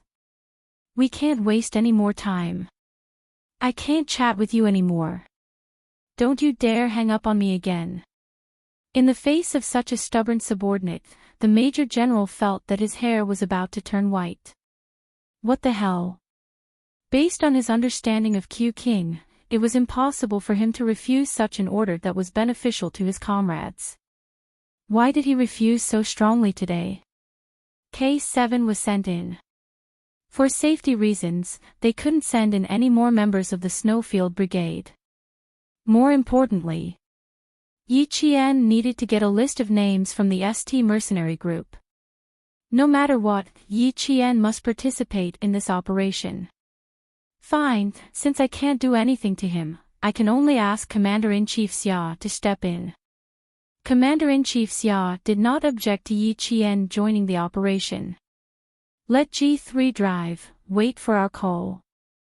This time, Major General did not give Xia Jinyuan a chance to hang up and hung up the phone first. The G3 was already waiting by the driver's seat. As soon as Xia Jinyuan moved the phone away from his ear, he immediately opened the door and said, "I'll drive. You can rest in the back. How dare you hang up on a Major General? When I get back, I'll write the word 'convinced' on a piece of red paper and nominate it for you. I'm not interested in your 'convinced' word. If my little fox writes the word 'convinced', I'll put it in a waterproof bag and put it next to my chest to look at every day." Xia Jinyuan pushed open the car door and got out. He seemed to be smiling, but the expression between his brows made G3's heart sink. What did Major General say to make Q King so cold? Hearing this, he immediately mocked back, "You're so useless. Why don't you get a red string and hang the word 'convinced' around your neck? That's a good idea. I can even add a bullet case and wear my little fox's authentic calligraphy every day." G3 heaved a sigh of relief. The omnipotent king's skin was already as thick as a brick. No one could win against him in an argument. He then asked casually, changing the topic, "Major General is looking for you. Why did he look for me first?" Chapter 962. I turned off my phone. Xia Jinyuan said calmly. He took out his phone from his pocket and turned it on. G3, who was about to start the car, almost lost his grip on the steering wheel. "Q King, our entire team respects you. You're too strong." Only Q King could have done something as tough as hanging up on the Major General and turning off his phone. Faced with his comrade's praise, the tough Major replied calmly, "Thanks for letting me win. Thanks for letting me win. We can't have a proper chat. G3 shut up completely and drove the car back onto the highway. The imported Mercedes-Benz performance was pretty good. He stepped on the accelerator and the car sped off. The scenery on both sides of the road flashed by rapidly. In the blink of an eye, they were a few kilometers away from the distant southern province. Xia Jinyuan wasn't in the mood to talk. His fingers unconsciously rubbed his phone. His deep eyes were locked in front of him. He seemed to have something on his mind. It's only 7 in the morning. Little Fox wouldn't have gone to the platoon for training, right? Before getting into the car, he specifically reminded her to rest well, go to the hotel or the library, not to return to school early, and not to rush to the platoon for training. He was afraid that the military wouldn't be able to help him, so he had to change Little Fox's mind. Little Fox wanted to carry out her mission, and the two seniors beside her hoped that she would be able to accomplish something and train at any time. What else did she have to do? She didn't have to do anything, she agreed to everything. At this moment, Xia Jinyuan was silently praying that Yi Qian would either return to the hotel or go to the library. That way, the military wouldn't be able to find him within the day. Their car drove on the highway for at least half an hour. Yi Qian stood on the side of the road until the sun was dazzling. He moved his body slightly and looked at the maple trees on the side of the road. They should be able to return when the maple leaves turn yellow.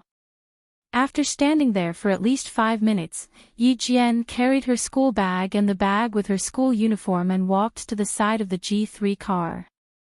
She opened the door and started the car. After making a right turn, she turned around and headed in the direction of Caesar Hotel. It was still very early. If she didn't want to go back to school, she might as well go to the training ground. She would drive back and ask Z if she could borrow his car for a day and return it before 6.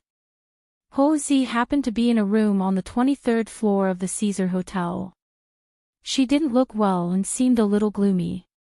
Last night, he didn't manage to find Xia Yiwei. When he rushed to the Riverside coffee shop where they used to meet, he found out that Xia Yiwei had changed her mind at the last minute. She wasn't in the southern province and had taken a plane back to Beijing, with a man accompanying her. When he received the call from the lobby manager, he happened to be packing his clothes. He was about to kill his way to Beijing to snatch the person. He said to the lobby manager, "You can return it whenever you want. Let her use it without worry. Oil card. Prepare an oil card for her. Keep it in reserve." Xia Jinyuan had done him a huge favor, so he had to take extra care of his girlfriend. He would need Xia Jinyuan's help in the future. Ho Zi quickly borrowed the car, saving Yi Qian a lot of time. When they arrived at the location where Xia Jinyuan had sent her that night, Yi Qian handed the car to the sentry and entered the underground training ground. Lu Tuan and Political Commissar Yan were having a meeting with several instructors. Yi Qian didn't disturb them. Instead, he went to his locker and took out the camouflage uniform from the training ground. He changed into it to hide the injury on his arm and quickly went back to training. After the meeting, Lu Tuan came out and heard that Yi Qian was here. He smiled at Political Commissar Yan and said, "She hasn't trained for more than 10 days. Do you want to see if she's rusty?" Chapter 963. I believe that little Yi won't be out of practice. She hasn't been here for more than 10 days and she's still thinking about it. Political Commissar Yan didn't stop and went straight to Yi Qian's training. She's a natural soldier and can fight. She won't be out of practice, she won't be out of practice. The blowers blew loudly, and the off-road vehicles and sedans sped across the large training ground. The tires screeched as they rubbed against the ground, and the smell of rubber and gasoline filled everyone's nostrils. They didn't find the smell unpleasant, and each and every one of them was focused on wiping away their sweat and training hard. The Great Dragon country of the late 1990s was no longer the early 1990s where they had to swallow their pride after being wronged overseas. The Great Dragon country had been dormant all this time, waiting for the 21st century to come and roar again. The reason why China's military power could roar and rise was not only because of the weapons secretly developed by the various bases, but also because of this group of secretly trained, respectable and cute soldiers. Yi Qian drove a jeep this time. She didn't slow down and directly swooped down from a high slope. Then, she went over a high platform and rushed past rows of iron nails. She turned the steering wheel tightly and went through a 180-degree turn. Yi Qian was on an S-shaped training path. When she fought with the mercenaries in the hospital, she said that she was a Chinese soldier. The mercenary obviously didn't believe her and even denied that she was a Chinese soldier with a disdainful attitude. He said that Chinese soldiers weren't that powerful. That's right, they didn't think that Chinese soldiers were that powerful. They weren't even as good as the mercenaries. What did this mean? It meant that in their eyes, our country was a weak country. A weak country that couldn't cultivate outstanding soldiers. No wonder they were so arrogant and came all the way here. It was because they looked down on us and took it for granted that our country was a weak country and couldn't do anything to them. Couldn't do anything. It wasn't that our country couldn't do anything to them. It was that we were secretly accumulating military power. One day, we would shock the whole world and let the whole world know what the rise of a great country meant. We have excellent, advanced, and unsurpassable weapons. We also have a group of brave, fearless, and heroic soldiers. The rise of a great country and the awakening of the great dragon. Let's see who still dares to be arrogant. The car passed by in a flash. Regiment Commander Liu sat in the car and looked at the figure that passed by him. He said to Political Commissar Yan, "This girl will finish her apprenticeship in December. It's a pity that we're not an armored unit. Otherwise, we could take her to drive an armored car or a tank. That way, she wouldn't have to wait until she gets into the military academy to go on missions. Haste makes waste. Everything has to be done slowly."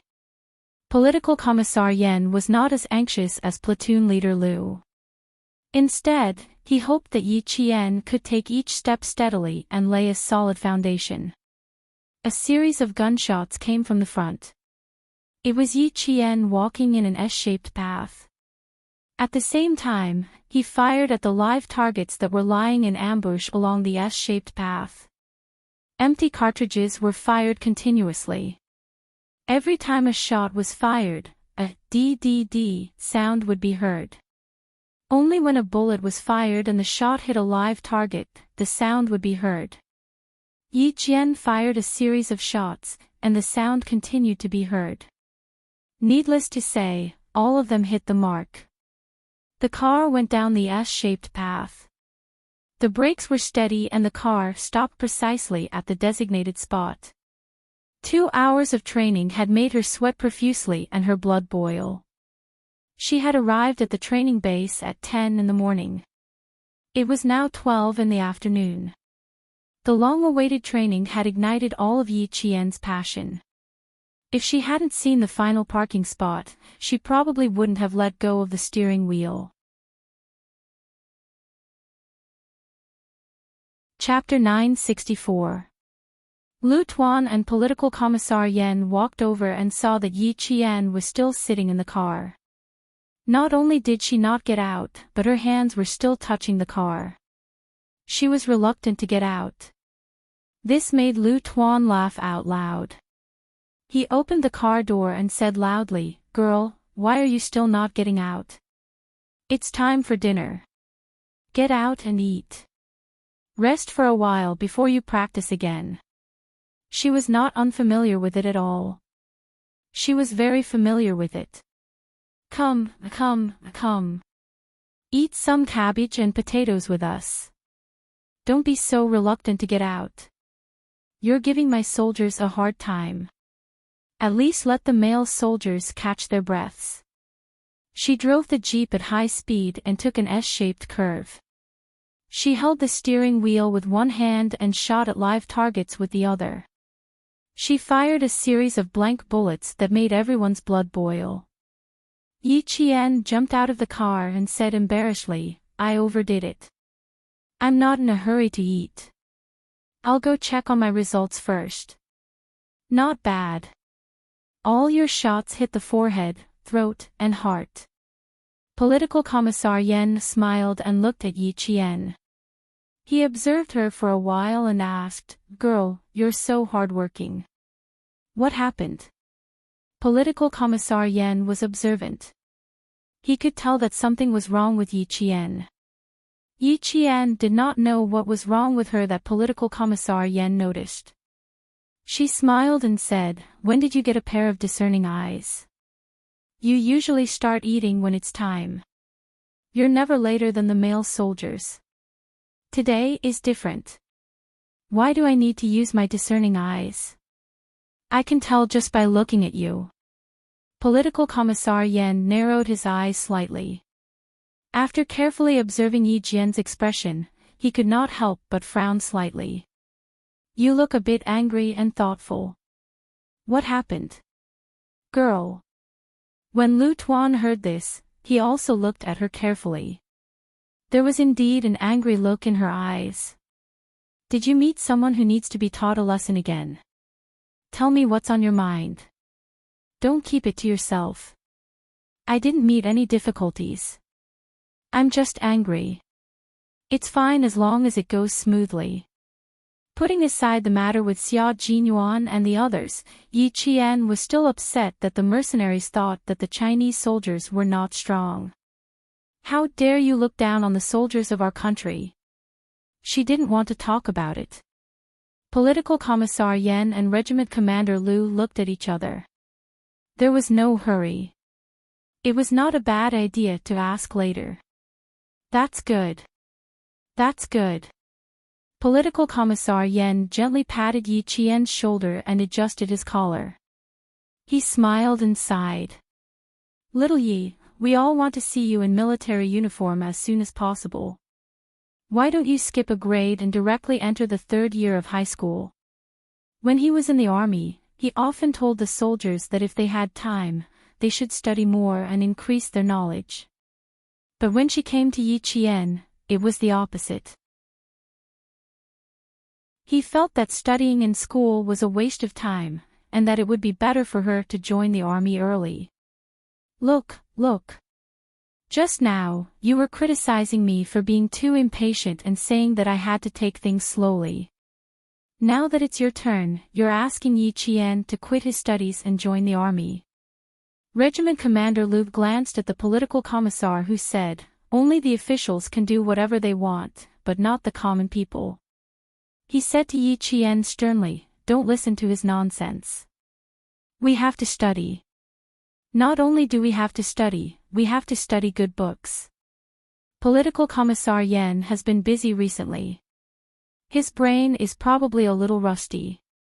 He's lying through his teeth. Don't pay attention to him. He was usually lectured by the political commissar.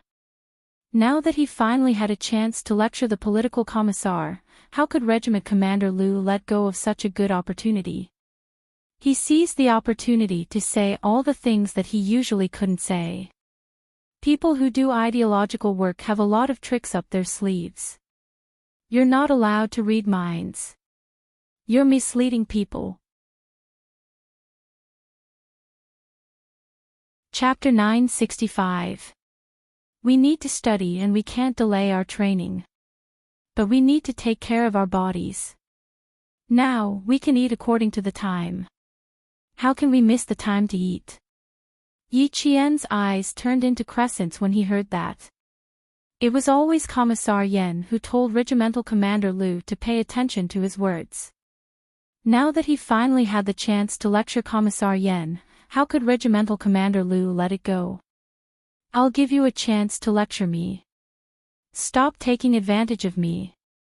Commissar Yen smiled and shook his head.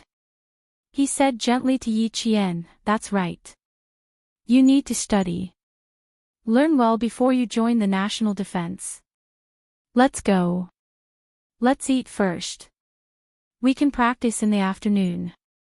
To be honest, Yi Qian really didn't have the mood to eat. It was already midnight. She didn't know if they had arrived at the base or if they had caught the support plane. She also didn't know how they would rescue K7. She couldn't help but think about all these things, and she was quiet. She could only forget about them temporarily when she focused on her training. She only hoped that each of them could come back safely. Even if they were injured, it didn't matter as long as they could come back safely. There was an hour and a half break at noon. Yi Qian didn't rest after eating. She put away the plates and chopsticks and walked towards Training Area B. Regimental Commander Lu chased after her. "You're too hardworking. I told you to take a break. Why didn't you listen?" Yi Qian was drinking water as she walked.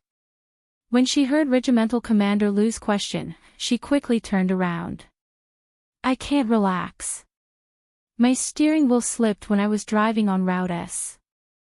Also, the soldiers under you will be going to Zongnanhai for a change of camp at the end of December. I need to hurry up and learn more." Regiment Commander Lu's car soldiers would train throughout the year without any breaks. Now that the training of this batch of soldiers had entered the final assessment stage, it was also the most rigorous stage. Learning from them would also be beneficial to improving Yi Jian's ability. Don't give yourself too much pressure. You're not a soldier yet. Commander Lu was just saying that. In reality, he hoped that Yi Qian could excel in all aspects. Otherwise, he wouldn't have come over to monitor Yi Qian's training from time to time. Yi Qian waited for Lu Tuan to come up and continued to walk towards Zone B. He had no intention of stopping. He devoted himself to training so that he could fight back and not think too much about Xia Jinyuan's operation. He then said seriously, "Although I'm not a soldier now, I've always regarded myself as a real soldier in my heart. If I don't put my life on the line during training, it'll be too late when I really have to. Take advantage of the time when you can to fight for your life. Fight for yourself, fight for your future, and fight for your life." I think that's pretty good. Oh no, the little girl had become like a political commissar. She had a set of words that sounded like a tongue twister. You have class at 7 o'clock. When it's time to rest, you have to take a good rest. You don't really have to risk your life. However, you're right. If we don't work hard during training, it'll be too late when we really have to. Lu Tuan didn't force Yi Qian to rest. It was rare to see a soldier with such a high level of awareness. How could he discourage him? When Yi Qian went to Zone B, Lu Tuan turned back to look for Commissar Yen. The little girl has a lot on her mind. Talk to her. She's used to hiding her thoughts. You can't ask her directly. Old Yen, give her some real advice. I'll find a chance to ask her after training in the afternoon. She'll drive over herself. I'm going to the military headquarters anyway. I'll rush back to the regiment early tomorrow. You don't have to arrange a car to send me. I'll take her car into the city. It had become a habit to go to the military headquarters at the end of the month. Chapter 966. That's fine too. Ask her properly. I don't feel confident seeing her like this. You go and keep an eye on her. I'll go to Area C to take a look. After saying a few words, Lu Tuan adjusted his training cap and strode away. At 5 o'clock in the afternoon, Yi Qian's day of training ended. Political Commissar Yen, who had been waiting for a long time, smiled as he watched her complete a few difficult maneuvers to avoid obstacles. He clapped his hands and walked to the front of the dead jeep. The afternoon was more exciting than the morning. You were completely in training mode. The training can't be interrupted. It has to be continuous. I feel much better in the afternoon. Yi Qian jumped out of the jeep. The tall military jeep made Yi Qian look even more petite, but the valiance of the military's red makeup hit her in the face. A green towel was handed over. Here, Political Commissar Yen and Lu Tuan took care of Yi Qian like parents. They would take care of Yi Qian in all aspects. When she smiled and said thank you and took the towel, Political Commissar Yen said, "Come again tomorrow night. It's getting late. Go change your clothes. I'll take your car into the city today." He could talk to her in the car. She was still young, so she shouldn't be so worried. She should be more angry too. He should ask her clearly what was going on. It was indeed getting late. Yi Qian shrugged and accepted the arrangement without any objections. But her clothes, she really couldn't change. She wiped the sweat off her face and smiled. "Go back to school and change. I'll send you to the provincial military base first and then return the car to someone else. It'll save time to change clothes." "Okay. You go up first and ask the sentinel to drive the car over. I'll go get a document." Walking out of the underground training ground, Yi Jian, who made all the male soldiers blush with shame, stood in the sunlight that was as thin as gold powder. Her slightly thin figure stood straight, revealing the piercing coldness of a steel gun. It was autumn, and the scenery outside the area was even more bleak. The autumn wind blew, and the branches of an unknown tree swayed. A few withered leaves were gently blown to the ground, and then a few more leaves fell together. This year's autumn seemed to come quickly. Could the thousands of maple leaves in Mount Daliang wait until Xia Jinyuan came back? Political Commissar Yen, who walked out one step later, looked at the slender figure standing motionless like a sculpture in the golden sunlight. His eyes were a little serious. This girl did have something on her mind, and it was very serious. There were skills in asking questions and trying to get information out of her. Political Commissar Yen was the best at doing ideological work. He did not directly ask Yi Jian if she was unhappy. Instead, he asked her indirectly and found an entry point. Chinese. This question could not be answered in a short time, and it was also a very sharp question. "Do you think our Chinese soldiers are weak?" Political Commissar Yen asked in return. Could it be that Yi Qian had something on her mind because of this? Did someone say that our soldiers were weak in front of her? Yi Qian shook his head. His eyes were firm. "No. I have never thought that our soldiers are weak." "Yes. Our soldiers have never been weak. We practice and learn every day. We protect our country as protectors. We don't need to prove to anyone that we are strong. The value of our existence is not to prove anything to others." Chapter 967. Why do people say that our soldiers are weak? That's because what they see is a facade. Look at modern warfare. Whether it's developed countries, developing China, or those poor and backward countries, war can break out at any time. Since the end of the Sino-Vietnamese border war in February 1990, our country has been keeping a low profile. We don't want the people to lose their homes and live in misery and suffering. We have been secretly accumulating military strength along the strategic direction of peaceful development. We don't act in a high-profile manner, but we are always ready. We don't take the initiative to fire a single shot, but if there is an attack, our army is ready to fight. If we fight, we will win. We don't need to prove the strength of our soldiers to anyone.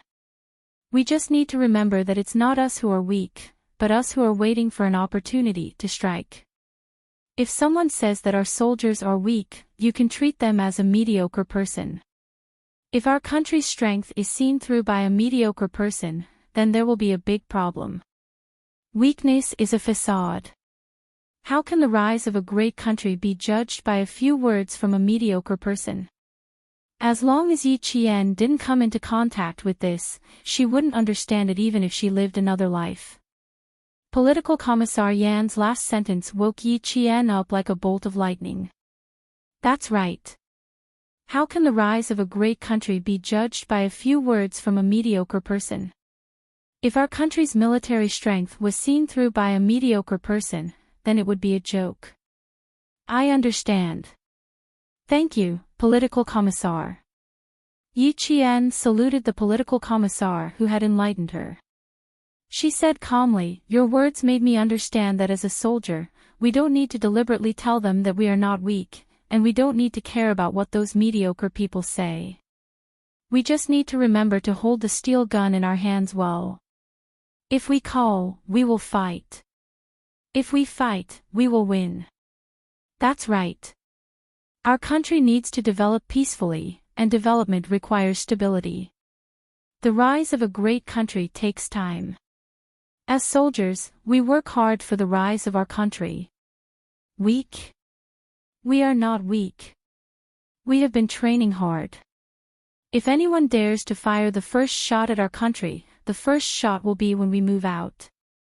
We will fight to the end to protect our country." Political Commissar Yan didn't mind giving Yi Qian a good lesson. An outstanding soldier must know what our country's strategy was. The country was not weak, and the army was not weak. Wait for an opportunity to strike, and it was earth-shattering.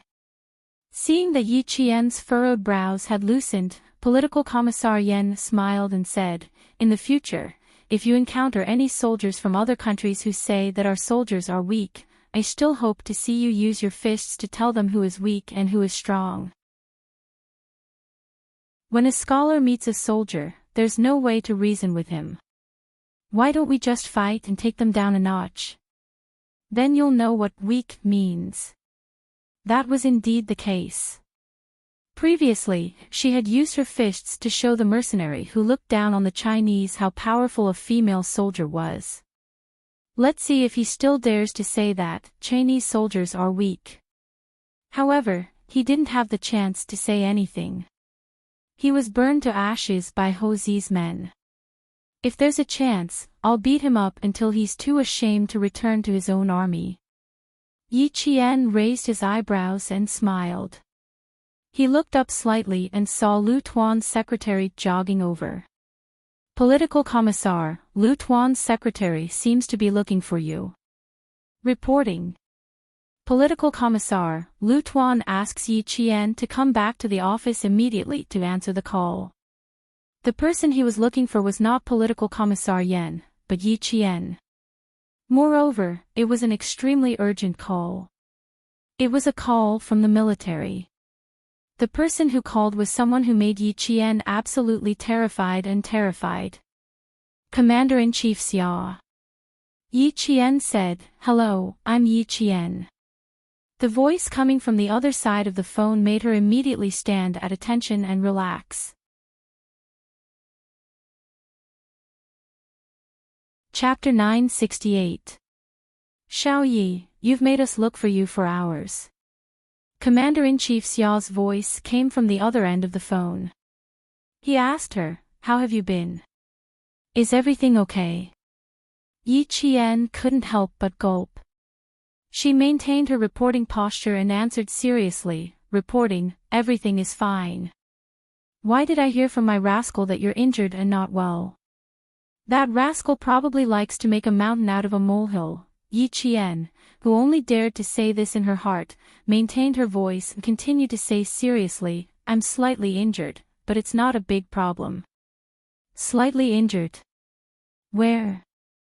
Lu Tuan and Political Commissar Yan, who were standing on either side of Yi Qian, immediately looked at Yi Qian. They didn't see where she was injured. Her neck. She didn't even tie her hair up during training today. Her neck was injured. Lu Tuan glanced at Political Commissar Yan and said softly, "No wonder the first thing you said when I received the call was to invite the military doctor over."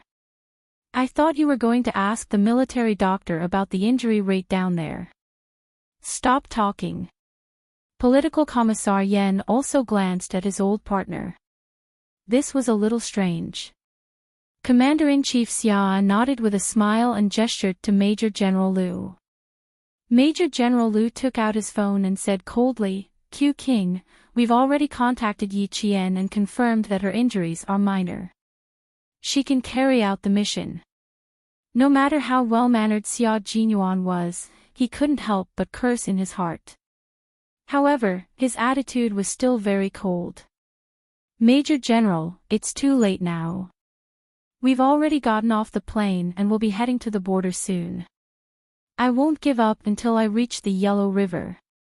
Little Fox, we have to be telepathic this time. Don't agree. It was impossible not to agree. He could already foresee that Little Fox would agree immediately. This was also called telepathic. He could even guess what she would say. She would say, okay, I'll leave right away. Too late. No, V8 will be late. Tell him to wait for Yi Qian. As for you, go do whatever you need to do. The Major General hung up and left Xia Jinyuan with a beeping sound. Commander-in-Chief Xia was still chatting with Yi Qian, and he seemed to be quite interested in the conversation. Are you sure your injuries aren't serious? It would be better to let the military doctor take a look. The rascal was used to being injured all over. When he saw other people's injuries, he would think that they were just minor injuries. Let the military doctor take a look. Whether it's serious or not, the doctor has the final say. On the phone, the rascal had said that Yi Qian's arm was about to be broken. Even though she knew that he had said it was serious, she was still scared. Since he had been injured by ST's mercenaries, it was true that they couldn't treat him casually. They had to let the military doctor take a look at him and report the situation. Whether or not Yi Qian could go would depend on how serious her injuries were. The military doctor had already arrived. Yi Qian took off his camouflage jacket and revealed a section of white gauze on his arm. It was already overflowing with dried brown blood. The military doctor took out the gauze and scissors and carefully examined it. He said, "You didn't hurt the skin. It's really not serious. It's just a minor injury. No matter what, it would require at least 5 stitches to be considered a serious injury." Commander-in-Chief Xia confirmed that it was a serious injury and began to talk about business. He first asked Yi Qian to ask Regiment Commander Liu and Political Commissar Yen to leave. Then he began to talk about the operation. I'm sure you know that this operation is mainly to rescue K7. However, we received news that ST's mercenaries have a name list. This name list is very important. We hope that this name list will be kept by our country. We know where the name list is, but it's very difficult to enter ST's mercenaries. If we have female soldiers to support us, not only will we be able to help them rescue K7 as soon as possible, we might also be able to get the name list and bring it back to China.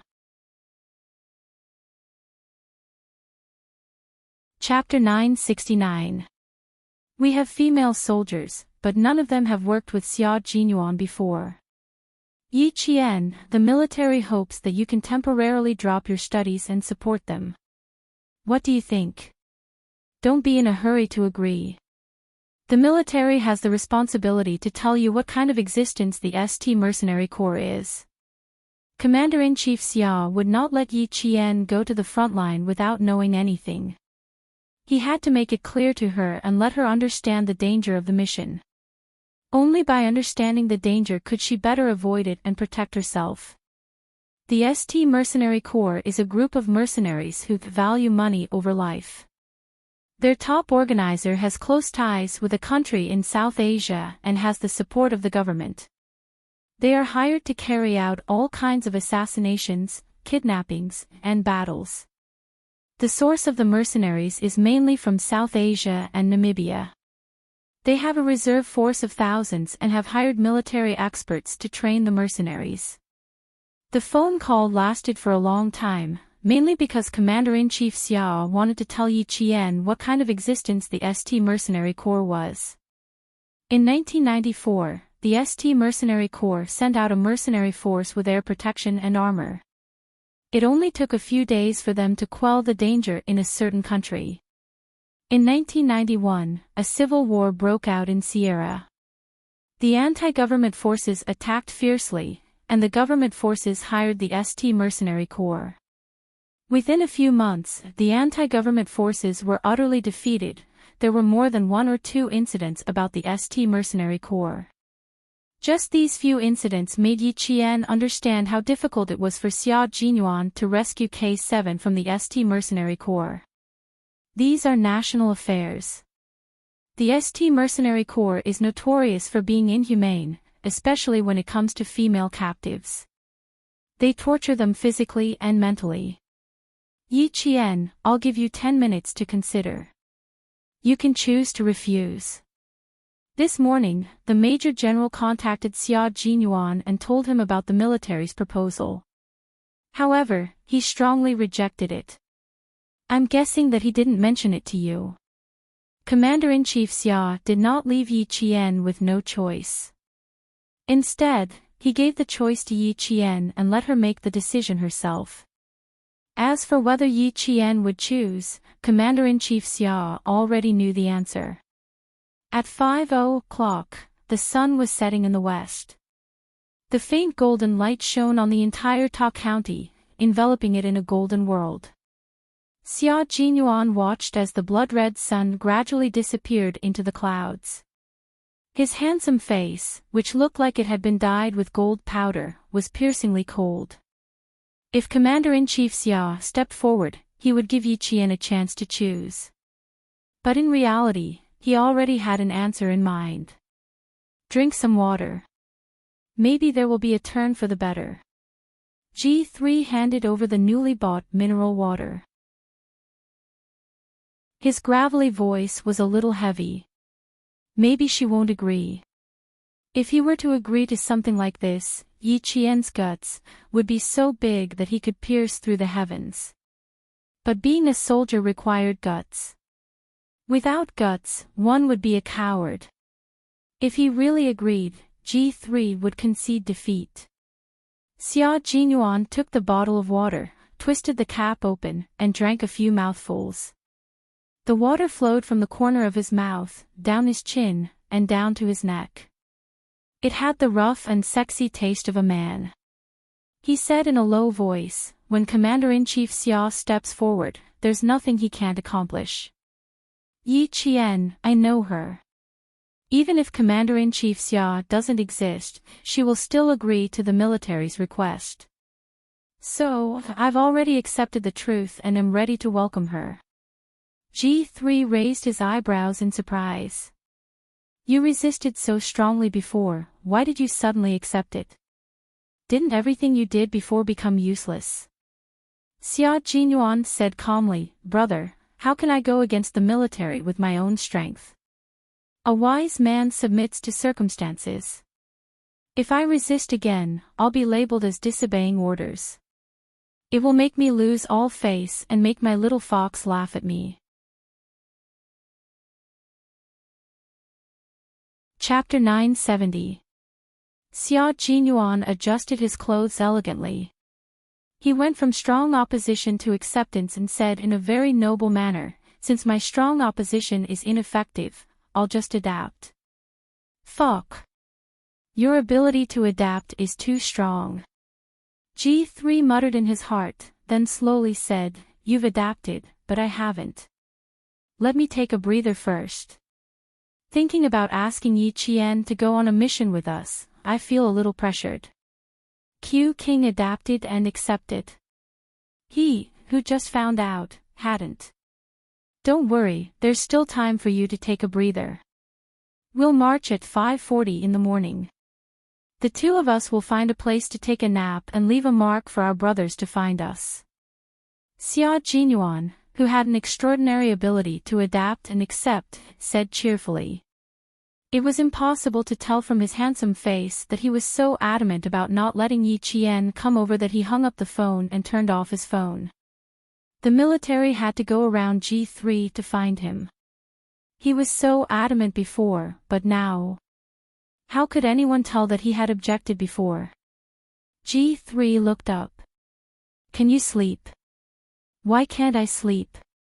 The black cars can't come over for a while, and our brothers didn't come over either. I'll sleep if I can. Xia Jinyuan smiled and walked out of the bus station. When they got off the plane and came to the bus station, they didn't find a regular car to leave the country. Instead, they found a black car. A black car was good, but it took a little longer. G3 looked at his back and was a little amazed. Why can't I sleep? Was there a need to ask? Yi Qian was going on such a dangerous mission with them. Wasn't he worried? G3 caught up with him and didn't say anything else. What was done, and there was no turning back. It was good that Yi Qian joined. It was easier for him to get into the ST mercenary group. As a soldier, there were many things that had to be accepted unconditionally without a choice. Xia Jinyuan had already understood the uniqueness of his profession. Since he had to accept it without a choice, then he would accept it. He would accept the person he loved unconditionally, go into dangerous places with him, and fight together with him. The person he loved had the same faith as him. He would fight for his faith and share the glory with her. The last ray of the setting sun disappeared, and the sky finally darkened. Yi Jian, who had been speeding all the way from the southern province, got on the highway at 6:30 in the evening. Her speed was so fast that the cars she overtook were amazed. His speed was so fast that he could not even see the car in front of him in the next second. She rushed to the base and took a transport plane to meet up with Xia Jinyuan, who was already waiting for her in Ta County. Time was tight, so she didn't even go back to school.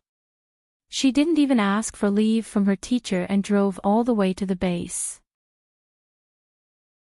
If they missed the time set by the military, the next transport plane would have to wait until the next day. K7 was still waiting to be rescued. She could not wait until tomorrow. Principal Chen already knew that Yi Qian had gone to war again. After he finished the call, he sat quietly for about half an hour. Principal Chen chuckled softly and then sighed softly, "Girl, you have to work hard." The military only said that Girl Yi had to leave school for a period of time, and the date of her return was uncertain. The date of her return was uncertain. Principal Chen picked up the calendar on the desk, picked up a red pen, and made a tick on the date of October 19th. From today onwards, he would wait for Girl Yi to come back. He also had to ask for leave from school for her. What excuse should he use?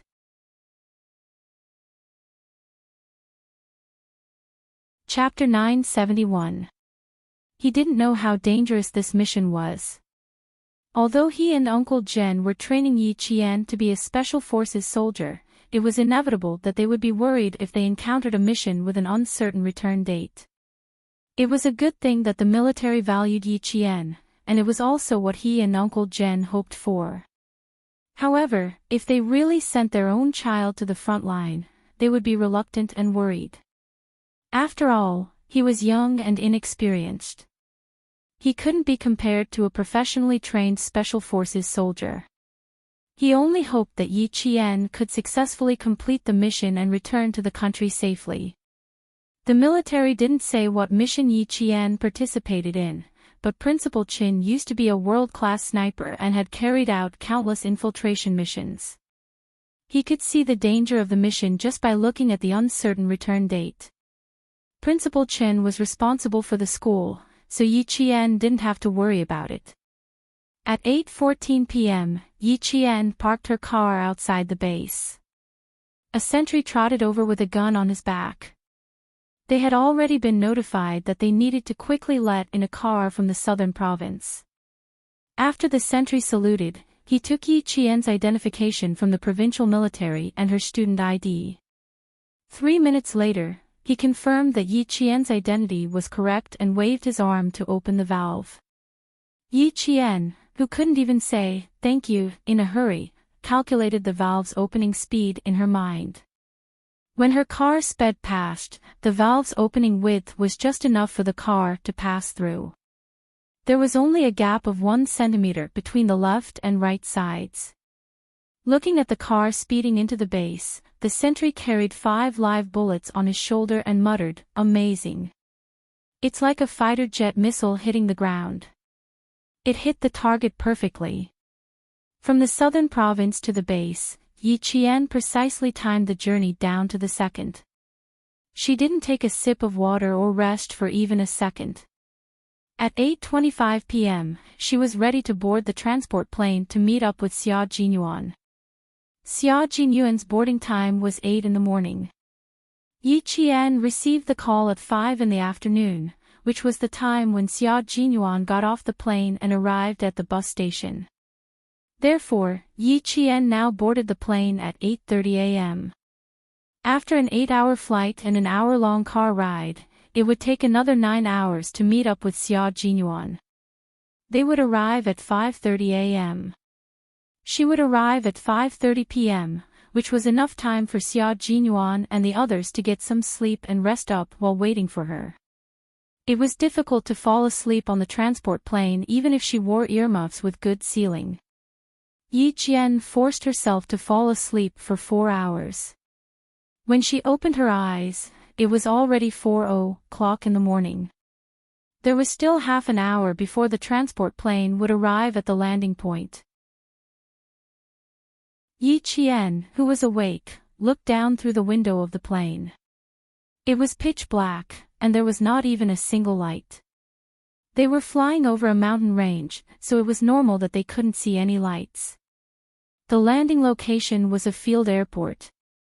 As the speed of the transport plane decreased and the angle changed, the pilot reminded the plane to prepare for landing. The power was slowly decreasing, and the whole process took less than 3 minutes. The transport plane won't be late. It should be here by now. 6 young men, who were dressed differently and looked a little frivolous, sat together in the dark. They looked casual, but in fact, their eyes were like eagles, constantly observing their surroundings in the dark. The man who spoke had a handsome baby face, mainly because of his big and bright eyes. He didn't look old, but he also looked harmless. T6, the elite soldiers selected from the military. They looked harmless on the surface, but when they were ruthless, they could kill until their eyes turned red. Chapter 972. From time to time, he would raise his head to look in the direction of the bus station to see if the shabby car from the field airport had arrived. In V8's words, was this guy thinking of Yi Qian? Xia Jinyuan glanced at the time. It was 5:20 in the morning, so he should be arriving soon. The sound of a car could be heard. The 6 of them raised their heads almost at the same time and looked in the direction of the car. He's here.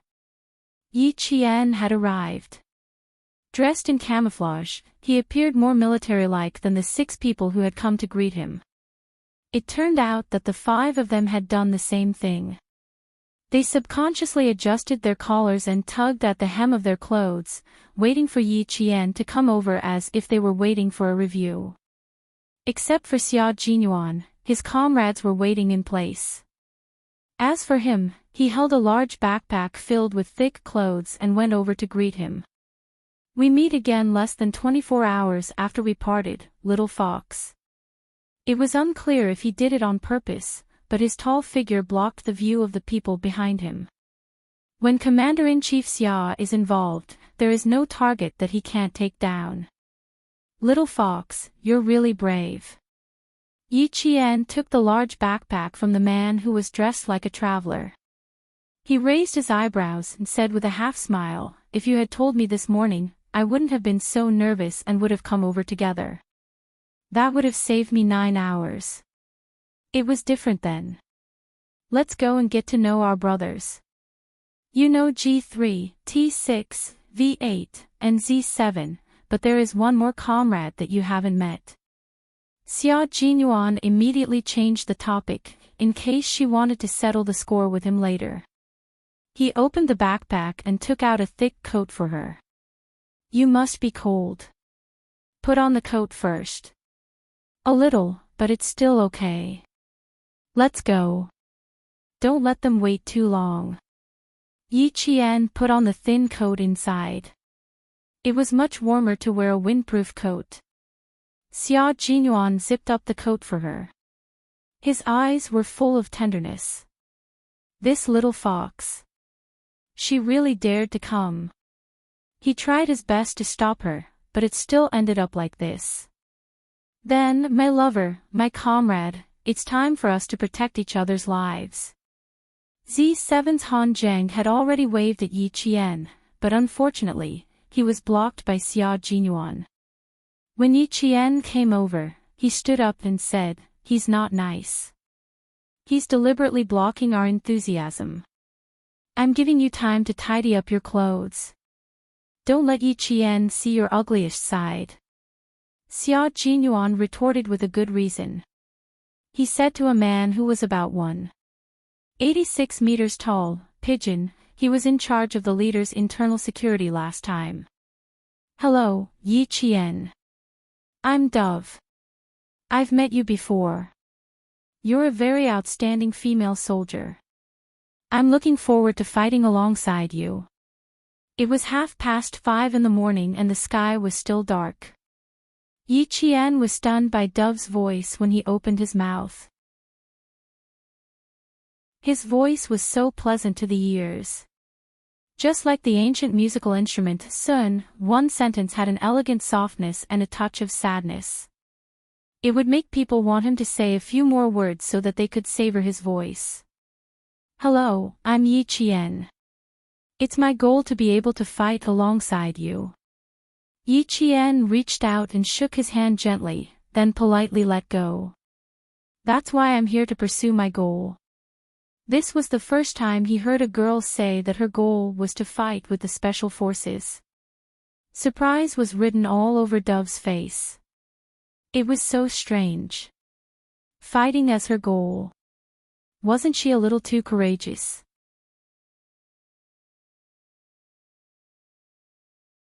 Chapter 973. How is it? I told you Yi Qian is interesting, didn't I? V8 raised his hand and put it on Pigeon's shoulder. He smiled until his white teeth looked like a beast's teeth under the faint sky. It was fine when he didn't smile, but when he smiled, he gave off a ferocious aura. Pigeon looked at Yi Qian for a while and smiled. "You are indeed interesting." Pigeon was a Special Forces soldier. He joined the army because he had a good voice. After singing a song, he immediately became a Special Forces soldier. Xia Jinyuan, who was beside him, sensed Yi Qian's surprise at his voice. He chuckled and said, after that, it took him a year to get back to the position he wanted. In the army, he first became a Special Forces soldier, and then a Special Forces soldier. He became the most incredible member of the Snowfield Brigade. That was indeed incredible. Yi Qian pursed his lips and smiled. That was my dark history. I applied to go to the border, but I was screwed by my own voice. When I received the notice of enlistment, my parents laughed and I cried. Pigeon was a talkative person. He was the assaulter and explosives expert in the army. Yi Qian did not know him, but he had heard of Yi Qian. Therefore, he did not feel unfamiliar when they talked. He had met his other comrades before and had even fought side by side. When they met again, they both punched Yi Qian. They smiled at each other and felt an indescribable sense of familiarity. At 5:30 p.m., the small county was still asleep. Even the street lamps on the narrow streets were lit up, making the small county seem even quieter. It was as if the night had just begun. The sound of a truck came from afar, breaking the silence at the station. The truck is here. Cover Yi Qian and get on. Xia Jinyuan raised his hand slightly. G3 quickly picked up the travel bag and ran towards the truck that flashed 3 times. They stumbled as they ran, as if they were not fully awake. They were not very fast either, which made the driver in the truck curse in a low voice. Now, they were bold stowaways who wanted to make money from the war. The truck driver had seen many such people. When he saw them, he counted them and took the money from Xia Jinyuan. He pointed at the back of the truck and said arrogantly, "There are 6 seats in the middle for you. Listen, you are not allowed to move my goods. Do you hear me?" His Chinese was not good. Based on his accent, it was obvious that he was a local. The 6 of them carefully tried to please him and said softly, "We know, we know." The bearded driver glanced at the 6 of them with what he thought was a fierce gaze and snorted softly. Until the truck started moving again, the driver didn't notice that there was an extra person in the truck. Taking advantage of the fact that it was still dark, he headed towards Princess Castle. A total of 8 of our comrades went to Operation Storm. K7 was captured, J5 was injured and hospitalized. Now, the 6 of us, including you, are going to St. Xia Jinyuan first told Yi Jian the number of people in the previous operation. Then, he spread a map on a nylon bag that was filled with something unknown. He drew on the map with his finger and said, "From here, follow the Zhongba Highway for 60 kilometers and enter the Karachi Ancient Mountains. There is a border guard post in the middle. We need to hide here. After leaving the Karachi Ancient Mountains, the truck will go directly over the frozen river. 30 kilometers to Princess Castle, then enter the walk-in corridor." As Xia Jinyuan pointed out the route one by one, the 6 of them looked solemn. The walk-in corridor was their only way out. The walk-in corridor is about 400 kilometers long. The truck driver can only send us out of the 100-kilometer walk-in corridor that belongs to the Chinese side. We need to find our own way out of the remaining 300 kilometers. Chapter 974. Q King, we have to find a shorter route for a 300-kilometer journey. Otherwise, it's impossible to make it on foot. Xia Jinyuan glanced at the T6 combatant who asked the question and smiled faintly. "That's true, so I asked around and found out that there's a place where we can go." He pointed at the mountain range on the map. "We'll go from here. Someone will lead the way for us." Several pairs of eyes stared at the mountain range he pointed at. They needed to hike up an iceberg 6,000 meters above sea level and cut into the desert country where the ST Mercenary Corps was located as quickly as possible. The time is 1 day, 24 hours. What do you think? When he finished speaking, Xia Jinyuan's gaze slid past Yi Qian's face. "Little fox, you chose a mission that was difficult from the beginning. Do you regret it?" "Regret?" Yi Qian's lips curled into an extremely light smile, and there was a hint of provocation in his eyes. Major Xia, when she was running for her life, her endurance, leg strength, and perseverance had been accumulated over 2 lifetimes. Climbing icebergs was no problem for her. In the days in the no-man's land, she and Principal Qin had climbed icebergs and snowy peaks the most. Sometimes, they would walk through the snow all night while carrying a 13-kilogram sniper rifle on their backs. That was how she got through it. After preparing for so many years, no, it could be said that she had been preparing from her previous life to this life. She had walked through her previous life with tears of blood. Even if there was a way out, she would still look down on herself. Receiving her provocative gaze, Xia Jinyuan's thin lips curled up slightly. Good girl, the more she fought, the braver she became. Can we choose to ride a horse? Look for a Kyrgyz rider. Han Zhang, who was holding a flashlight, whispered, "We can ride a horse first. At least it'll save us some time." G3 shook his head and said, the ST Mercenary Corps is a disaster in the eyes of the civilians. We can't bring disaster to them. I'm in favor of walking. Also, the iceberg is not suitable for riding a horse. No, I mean to ride a horse in the walk-in corridor. We can borrow the local nomads' horses. Before Han Zhang could finish his sentence, G3 interrupted him. The walk-in corridor belongs to the high and cold mountains. Every year, except for the 3 months of June and August, the mountain is covered by heavy snow. The nomads' horses have already been fenced up and raised. Where can we borrow them? Even if we do, the horses won't be able to pass through the deep snow. In the end, we'll be wasting our own time. We have no choice but to hike the iceberg. That's right, so we have no choice. Right now, there's a civil war in this country, and the savagery of the ST Mercenary Corps makes the civilians even more afraid. Choosing to walk on foot can hide our identities, and we won't implicate the civilians. V8 Chenling said. The storm mission was not in the battlefield that they were heading to. This time, in order to rescue them, they had entered the war-torn countries that the soldiers of various countries did not want to enter easily. Therefore, caution became the first choice for everyone. The strategy of this rescue operation was to not alarm or implicate them, to only ambush them, and to quickly retreat. Han Zhang's expression turned solemn as he nodded and said, "All right, I agree to walk. I'm in favor of walking. I'm in favor of walking." Several voices rang out in succession, low and steady. Yi Qian's voice was also among them. Xia Jinyuan did not ask Yi Qian if they could walk the iceberg at night. There was no need to ask at this time. Since they were here, they had to accept the hardships and dangers of the conditions without any conditions. He had already sorted out the entire route, and the follow-up arrangements and operations had all been drawn up. In the shaking truck, the low voice clearly reached everyone's ears. We need to disguise ourselves as locals. After entering the war zone, we need to quickly count our equipment, enter the black market to buy weapons, and rent a car to go to Registan.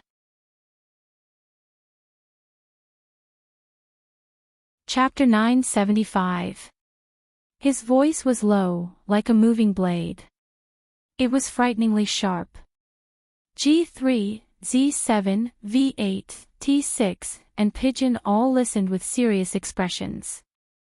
They didn't miss a single word he said. We need at least 3 days on the road. K7 won't give us that much time. We also don't think that the ST mercenaries and the government behind them will have enough patience to deal with K7. So, we don't have much time. We can't delay the progress of the entire team because of personal problems. Do you understand? Understood. Several voices came in unison. Their morale was high, and there wasn't a trace of fear in them. Yi Qian's dark eyes reflected the cold light of the flashlight. It was as if a thin layer of frost had been dyed in his eyes. Yi Qian, you're in charge of infiltration. The military will send someone to bring you into Saint. You only have 2 days. One day, find out the exact location of K7's imprisonment. One day, find out where the name list is.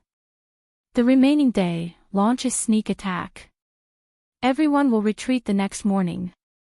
After Xia Jinyuan finished speaking, he looked up at Yi Qian. There was no longer any gentleness in his deep eyes. There was only impartiality and coldness. He didn't give Yi Qian any special treatment because of her identity. Is there a problem, Yi Qian? No, I'll listen to the command. Yi Qian's expression was cold and resolute. He didn't hesitate to answer. Since he chose to come, how could there be a problem? Uncle Chen said that the moment you picked up a sniper rifle, Yi Qian, you had no way out. You could only move forward. The firm and fearless voice fell into the ears of the male soldiers. It was like a touch of coolness on a hot summer day. It had a wonderful effect on everyone's spirits. G3 and the others were fine.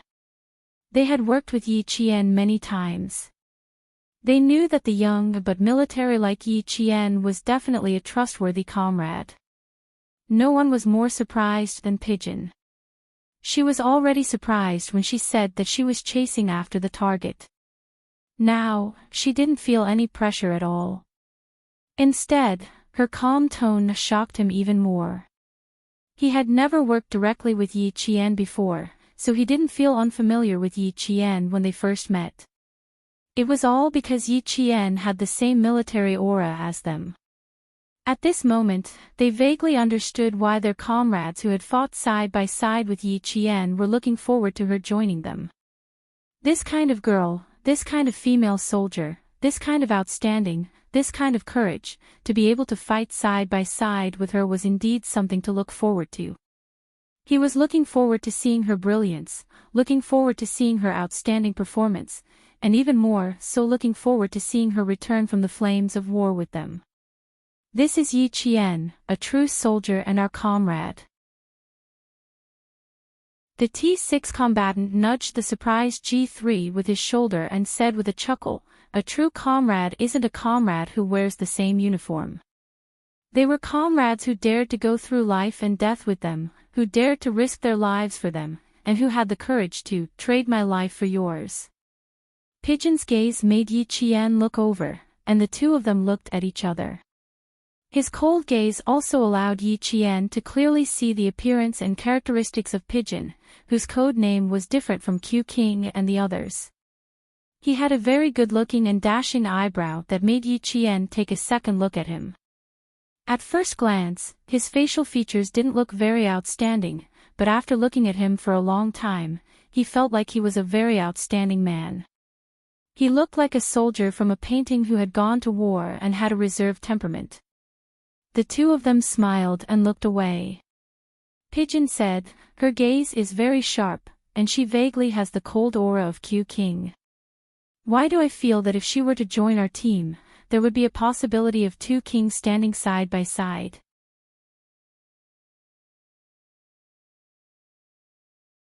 Chapter 976.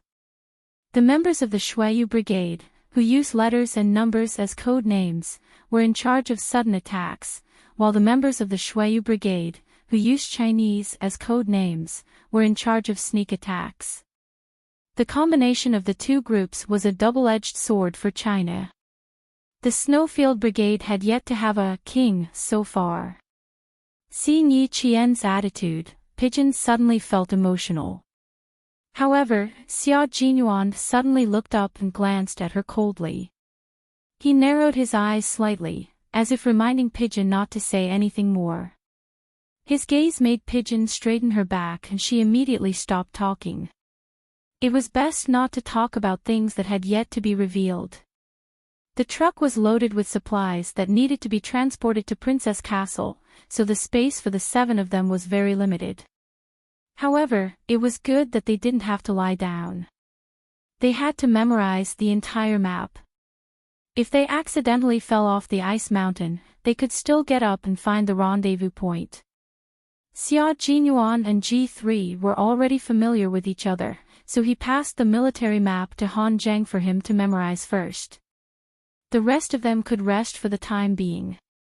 Yi Qian was the last to receive the map. After receiving it, he passed the flashlight and map directly to Xia Jinyuan. He asked in a low voice, "I will also hand over the firing point of the ST mercenaries as soon as possible. Q King, who will contact me when the time comes? Or, can I send it to someone else?" Just now, Xia Jinyuan had spread out the map and Yi Qian had already memorized it. "No, no one can contact you. You can only send it to the designated location. Yi Qian, your time is even more urgent than ours. It's very, very urgent." Xia Jinyuan pursed his thin lips. His eyes were as dark as the night sky. There was only endless darkness.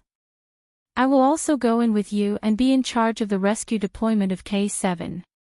Yi Qian, once we enter ST, if you are in danger, I may not be able to rescue you in time. But remember, we will not give up on any of our comrades. Yi Qian smiled and said, we are going to rescue K7. How can we let ourselves be discovered? We will come back together. Han Zheng, who was lying on his stomach, reached out a hand and placed it on top of the nylon bag. Then, several large hands were placed on top of each other. Finally, Xia Jinyuan took Yi Qian's hand and placed it on the back of his own hand. His deep voice was as cold as a steel gun. I won't give up on any of them. I won't give up on any of them. I won't give up on any of them. 7 low and shallow sounds came from the bumpy truck. We are comrades, we are fighting to save our comrades, we are not giving up on any of them. He would definitely not give up on any of them. Xia Jinyuan glanced sideways at Yi Qian and said with a smile, your challenge will begin tomorrow at noon.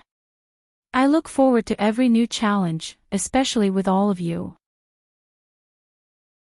It's very rare. Yi Qian's expression did not have the slightest hint of gloominess. Instead, his eyes sparkled with a dazzling brilliance, as if they were filled with water. When he saw the other 5 people, he was slightly stunned. Then, he silently shifted his gaze away. A good girl will always belong to someone else. You. As the flashlights suddenly went off, Xia Jinyuan sighed. Then, his warm lips gently kissed Yi Qian's cheek. Are you stupid? Why did you chase after us? Because all of you are my targets.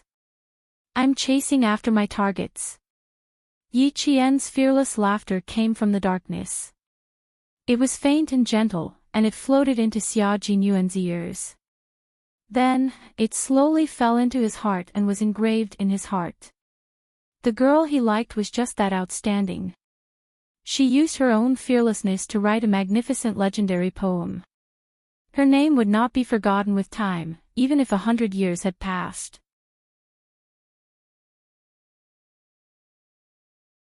Chapter 977. Yi Qian didn't expect him to be so bold as to turn off the flashlight and kiss her in front of so many comrades. She glared at him in the dark and wanted to move away from him, but there was only so much space. He was on her right, and G3 was on her left. If she moved, she would have to move closer to G3. Yi Qian had no choice but to bury her head under her arm to prevent another kiss. Not only did he steal a kiss, Major Xia, who was acting like a boyfriend in the dark, put his arm around Yi Qian's shoulder and let her lean on him. Rest for a while. At least you can lie down. Yi Qian froze. He was so stiff that he didn't dare to move at all. He even held his breath, afraid that his 5 comrades would notice something. This bastard. How dare he? Not only that, his warm lips were pressed against Yi Qian's earlobe, and his breath was hot. Old Luo, who brought us into the iceberg, told me to give you more money and suffer less. Brothers, the money you took out just now won't be reimbursed. You know that the money a man saves is for his wife. Remember to return it all to me. It's not much, just 5 fingers. I'm sleeping. Wake me up when we reach. I don't think we've reached the plateau yet. Why do I have altitude sickness and tinnitus? You too. Me too. Do you want to take some pills? I'm already deaf. I can't hear what you said just now. After the 4 people in front of them finished talking, they heard faint snoring sounds. G3 seemed to have slept for a long time. Fuck. This is a real master. 4 pairs of eyes looked over at the same time. They all agreed that G3 was too cunning. Yi Qian buried his head in his arms and laughed until his shoulders trembled. It would be difficult for Xia Jinyuan to get back the money he took out from his personal wallet. Who would want to marry him and be his wife? Dream on. Just as he thought this, he heard Xia Jinyuan's soft voice that only the two of them could hear. You have to marry me and be my wife. There are 5 of them. Each of them is 500 yuan, so 2,500 yuan. It's all for my wife's money. If I don't get it back, my heart will ache. What should I do? My heart aches. Why don't you rub it for me? My heart won't ache anymore if I rub it. At a time like this, Yi Qian was even more helpless against him. She couldn't do anything to him when they were together. Now that there were so many people around, she couldn't do anything to him. Sleep. Ignore her. Fortunately, Xia Jinyuan knew the gravity of the situation and didn't say anything more. His fingers on her shoulder tightened slightly, and his deep eyes were dark and turbulent, as if the sky had changed color and the sea had surged with waves, vaguely containing a ferocious force that could destroy the world. Follow in our footsteps, little fox. You will become a very outstanding female special forces soldier, the best in the military. After at least 10 minutes, when Yi Qian was about to fall asleep, Xia Jinyuan suddenly said, I'm waiting for you to become my comrade in arms, a comrade in arms who can really fight side by side with me and command the battle. Yi Qian's gaze paused for a moment, and he finally lifted his head from the crook of his arm. Aren't we comrade in arms now? We are comrade in arms now, but not the kind of comrade in arms I want. I want a comrade in arms who can stand at the same height, in the same position, and who can sweep away thousands of enemies. Xia Jinyuan said softly, this is the kind of comrade in arms I want. I want you to become this kind of comrade in arms. Can you do it? Yi Qian. His gaze was close to Yi Qian's. Although he couldn't see, Yi Qian could feel it.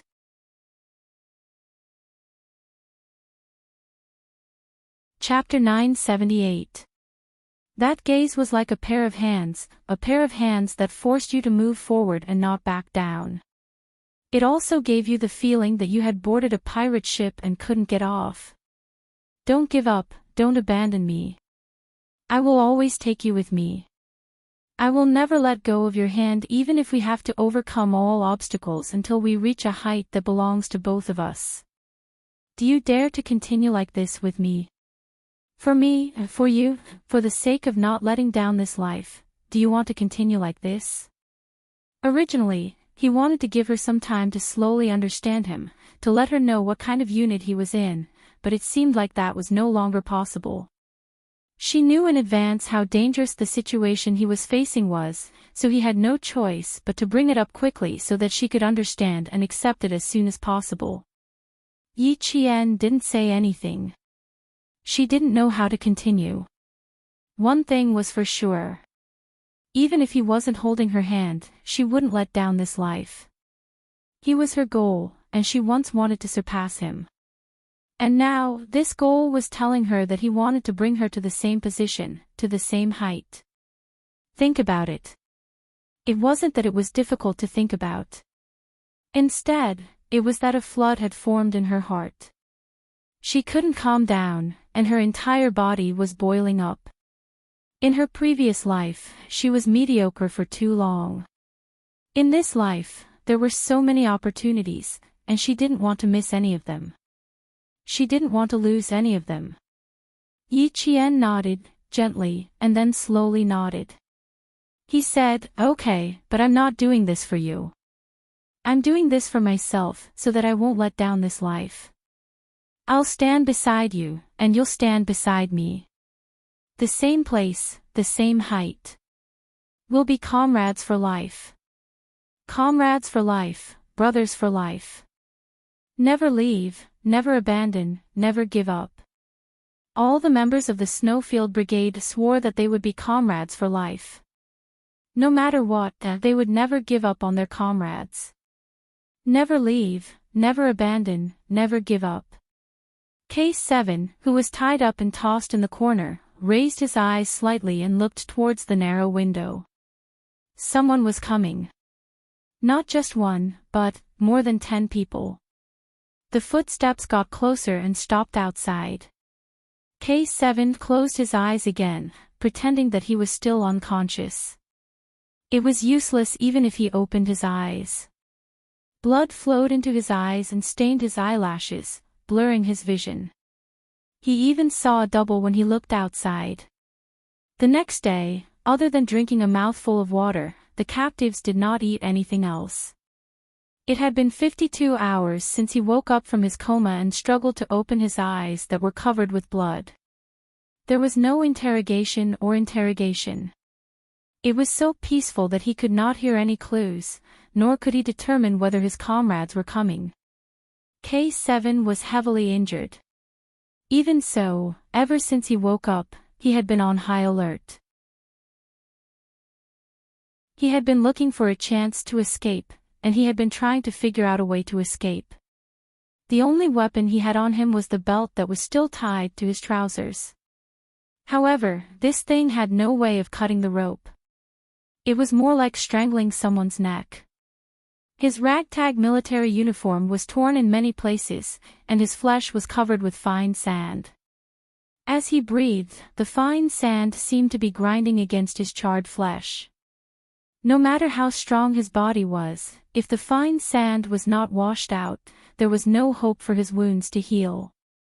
K7, who hadn't moved for 52 hours, moved his head slightly. It was this slight movement that made people feel like he was still alive. You're tuning into the LoveLore Library YouTube channel. We're so grateful for your support, and don't forget to subscribe to join us on this incredible journey through captivating stories. Your generosity through donations truly makes a world of difference, as it's the primary source of revenue that allows me to expand and enhance this channel for you. Thank you from the bottom of my heart for being a part of this adventure.